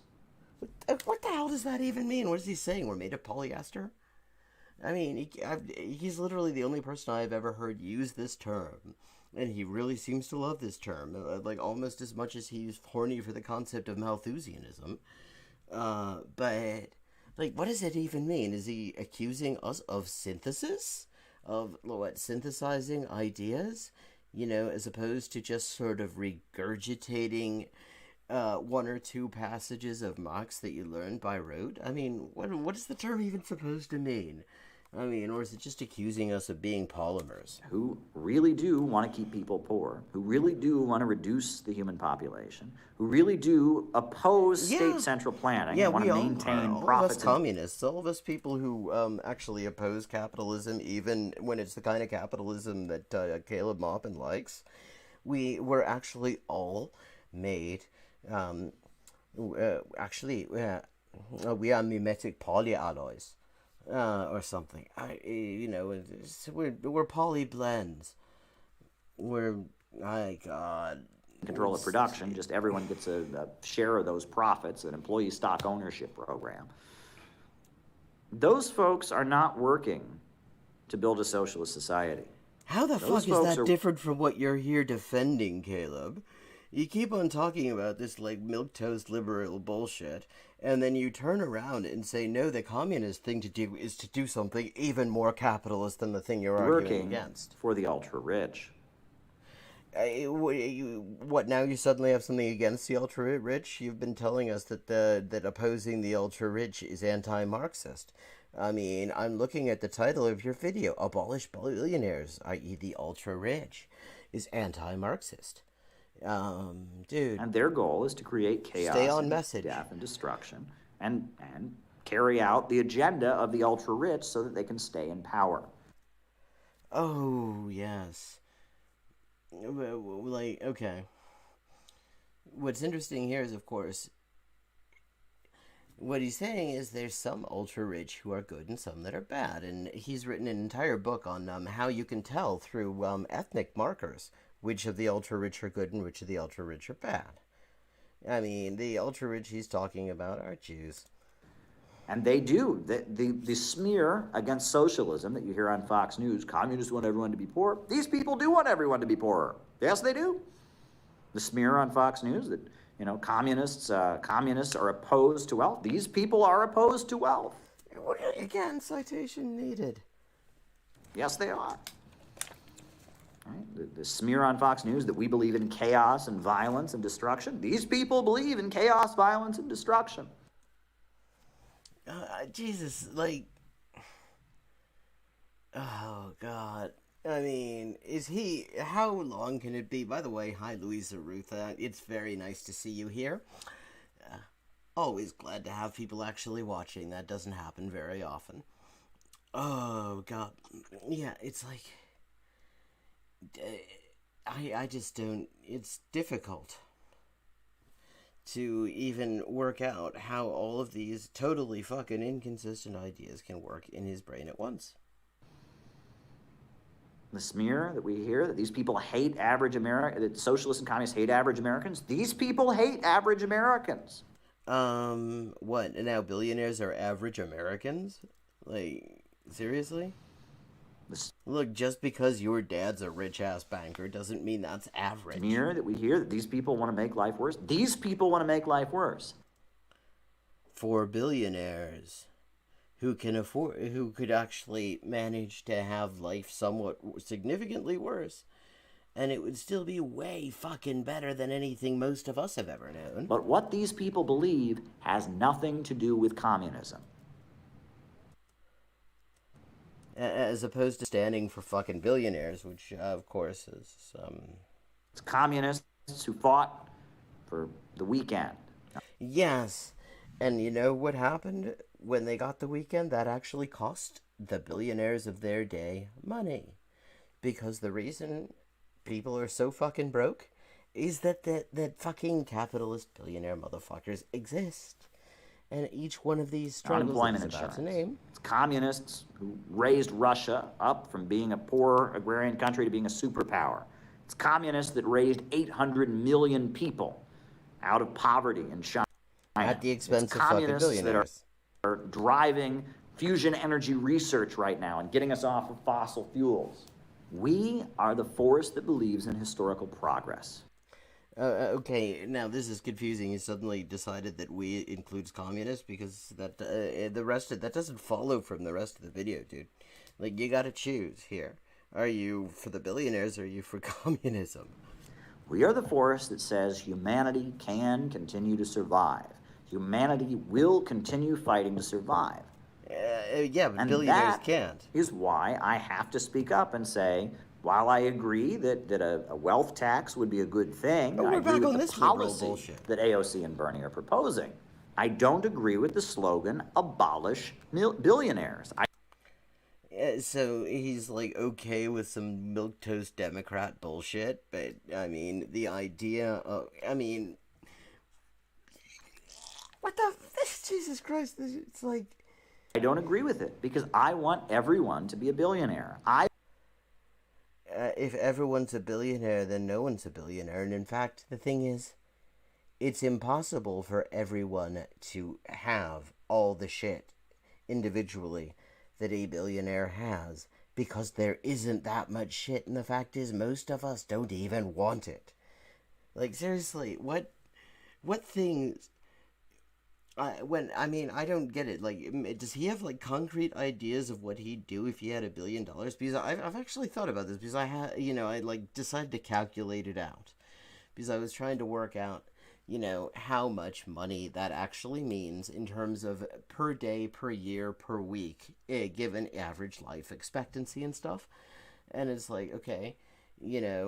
on the low end, that's working up to like $100,000 a day. It's like, okay, I mean, you can't help thinking, what would you do with $100,000 a day? And what my main thought was to just like fucking walk around with wads of fucking hundreds and just hand them out to all the rough sleepers every day. Leave, $1,000 for myself maybe or something, and just sort of end homelessness. Because I literally can't think of anything that I actually would even want in my life, that I would feel a need to own that costs that kind of fucking money. And nobody can. The shit that billionaires own, nobody fucking needs it. Nobody needs a boat that has another fucking full-size yacht inside it. Nobody needs to own a fucking football stadium. I mean, how many people are sitting here, like, all the fucking people who are broke and starving and all this. How many people, like, I'd really like to, what I really need, to just kind of feel like I'm getting ahead in life and just, I'd like to own, like, 5 or 6 city blocks in Manhattan. Yeah. Just all of that. It's like, nobody fucking needs that. Nobody even really wants that. Has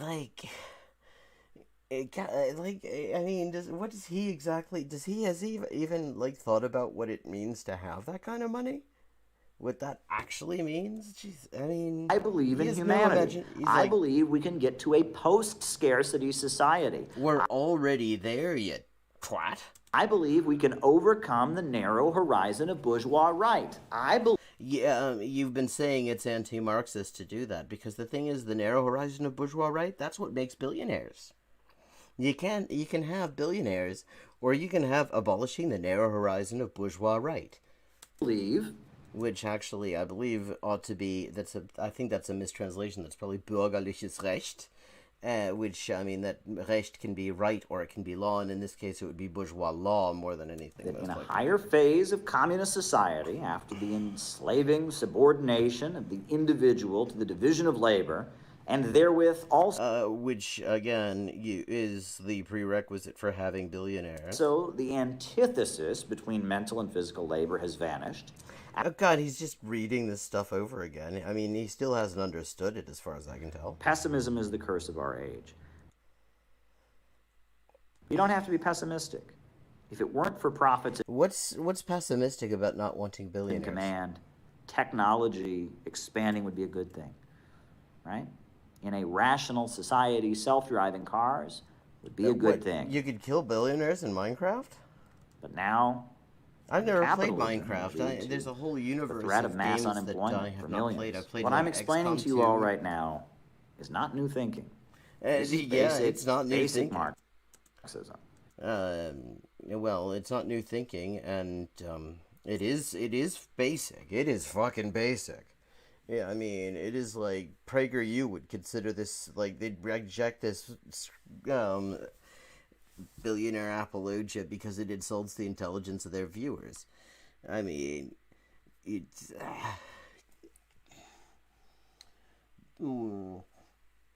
But, yeah, not Marxism. And the fact that that elicits such an angry, vile response, the fact that that elicits rage, just uncontrolled rage from these people. No, what it's eliciting is mirth. Nobody actually takes you fucking seriously. No one takes you anywhere near as seriously as you take yourself, Caleb. I mean, no, I know you were important in Occupy.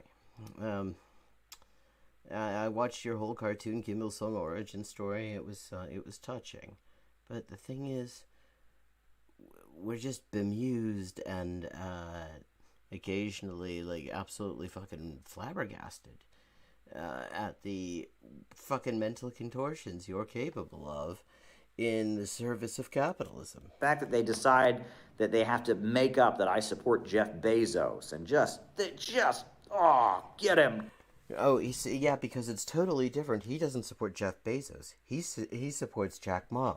See, the idea here is it's not okay to exploit the labor of millions and millions of workers worldwide. You have to go to China first and then do that. Get him! That's their response. That I have never, folks, you should see, people were talking about killing me. I've said edgier stuff. Well, yes, the anti-Semitic stuff was edgy. I thought I've said edgier stuff. My political, international view. No, people were talking about killing me. There was yeah, right. Like, maybe as a joke. A post of someone saying that they wanted to shoot hot lead into my brain.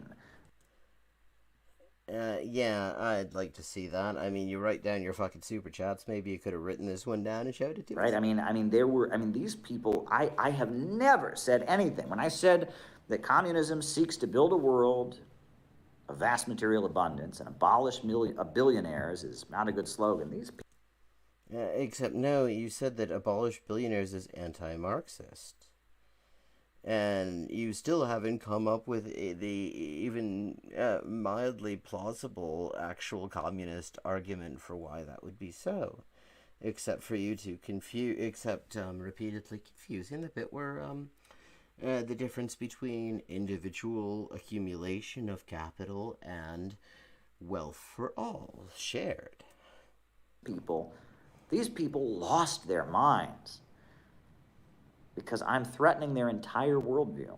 Yeah, don't give yourself so much credit. I know you were important at Occupy, but there are people who've read even more Marx than the two things you've read. Look, folks, no offense to anyone here right. who's ever suffered from addiction or whatnot. But like, for example, or whatnot. How do you make someone who's an alcoholic angry? How do you make someone who's an alcoholic angry? Someone's an alcoholic. If you say to them, "Hey, you know, alcohol is bad." Oh, he's saying that we're addicted to communism, and he's making us angry by, I don't know, by misinterpreting, like misrepresenting communism. I think your life would be better off without drinking it. They will lose their minds. Actually, I've known a fair number of alcoholics, and most of the time, most of my experience, they don't actually lose their minds if you just say that. They'll disagree with you.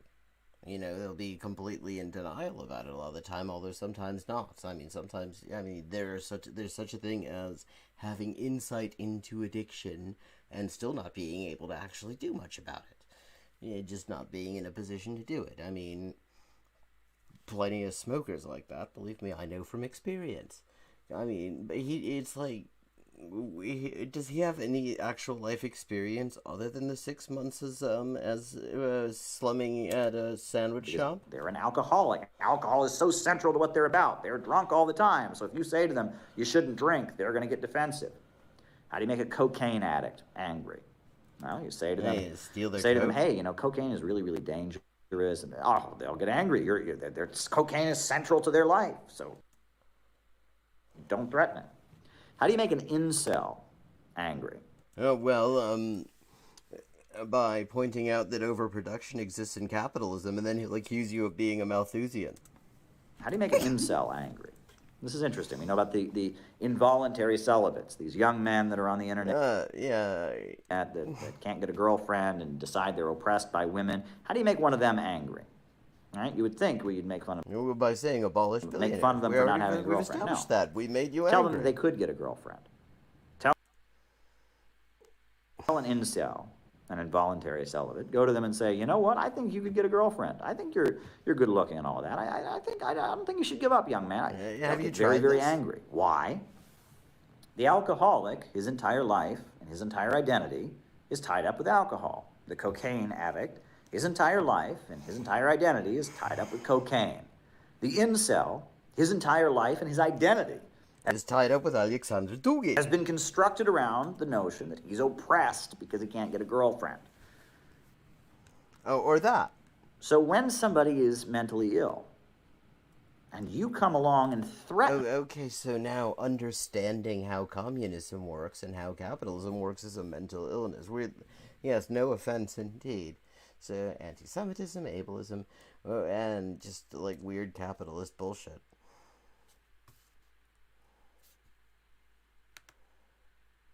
Their mental illness, you will get an explosive reaction. And that is why I got this explosive reaction. Because so many people that are socialists and communists in our time, or think they are depressed. I think they are. See, only Caleb Maupin, the son of the banker who came down and saw that there was suffering in the world, only he's a true communist because he understands that billionaires should exist. They're hopeless. They're destructive. They don't believe that tomorrow can be better. They don't believe that humanity can get to a higher level. Yeah, again, kind of citation needed because, see, I think the idea is that if, as long as we have a handful of rich ghouls who have hoarded almost all of the money and all of the stuff, that most of humanity is not going to get to any kind of higher level of the higher standard of living. And you haven't addressed that, Caleb. They're socialists and communists because they like the aesthetics of things burning. They like the aesthetics of things blowing up. And when I come along... Oh, God. Yes, that's right.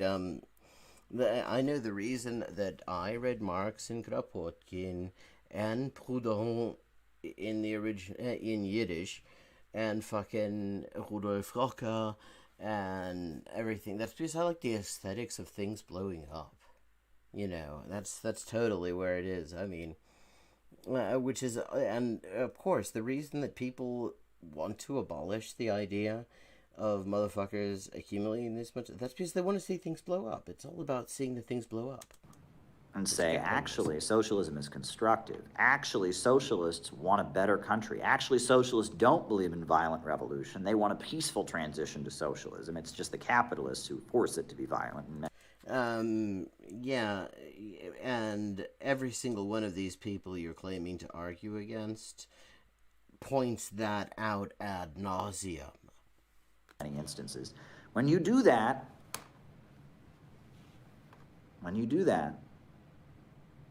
you are threatening their whole worldview.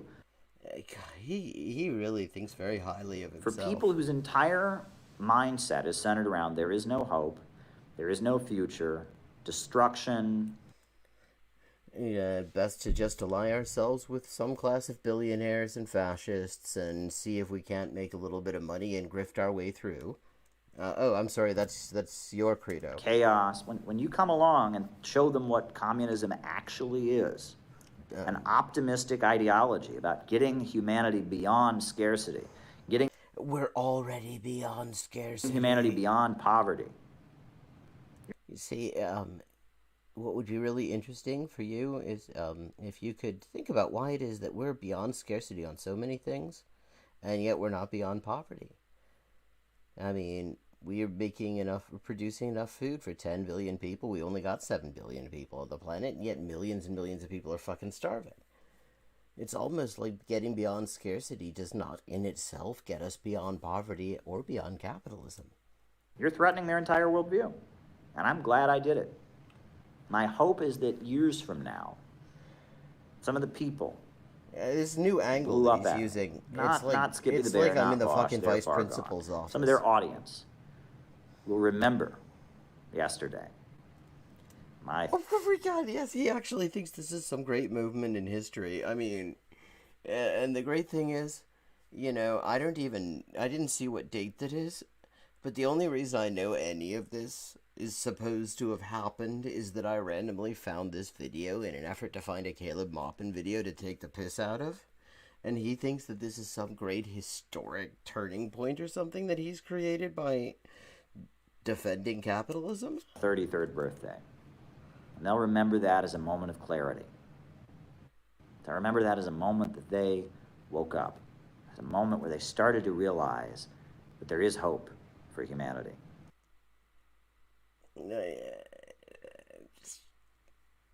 Oh, what? There is hope for the future, and that socialism is not about tearing things down. Socialism is about building things up and getting beyond the horrors of the society we live in. You're defending the horrors of the society we live in. Billionaires are one of the horrors. In fact, they're one of the really kind of important horrors that kind of cause a lot of the other horrors, because I hope that that yesterday will be remembered as a turning point in some people's lives, because the fact that I got such an explosive reaction simply for pointing out basic historical materialism shows that it desperately needs to be heard and understood. Jesus Christ. By lots of people. Like, dial it back a little bit, dude. Okay, this actually ran longer than usual. Thank you very much for joining me. It's great to see you. I'm going to call it a night. Usually I only do this till 2 a.m., but I lost track because I was so busy like being absolutely perplexed by the bullshit coming out of Caleb's mouth there, that I just completely lost track of time. So, have a good night. I'll be clipping the highlights sometime over the week. Glad to see you, and I will be here again tomorrow. Yeah, he definitely needs to get that checked out. And, well, tomorrow, same time, 12 a.m. to about 2 a.m., I will be here again. I hope to see you there. And that's me out. Time for me to have a fucking smoke. Nice seeing you all.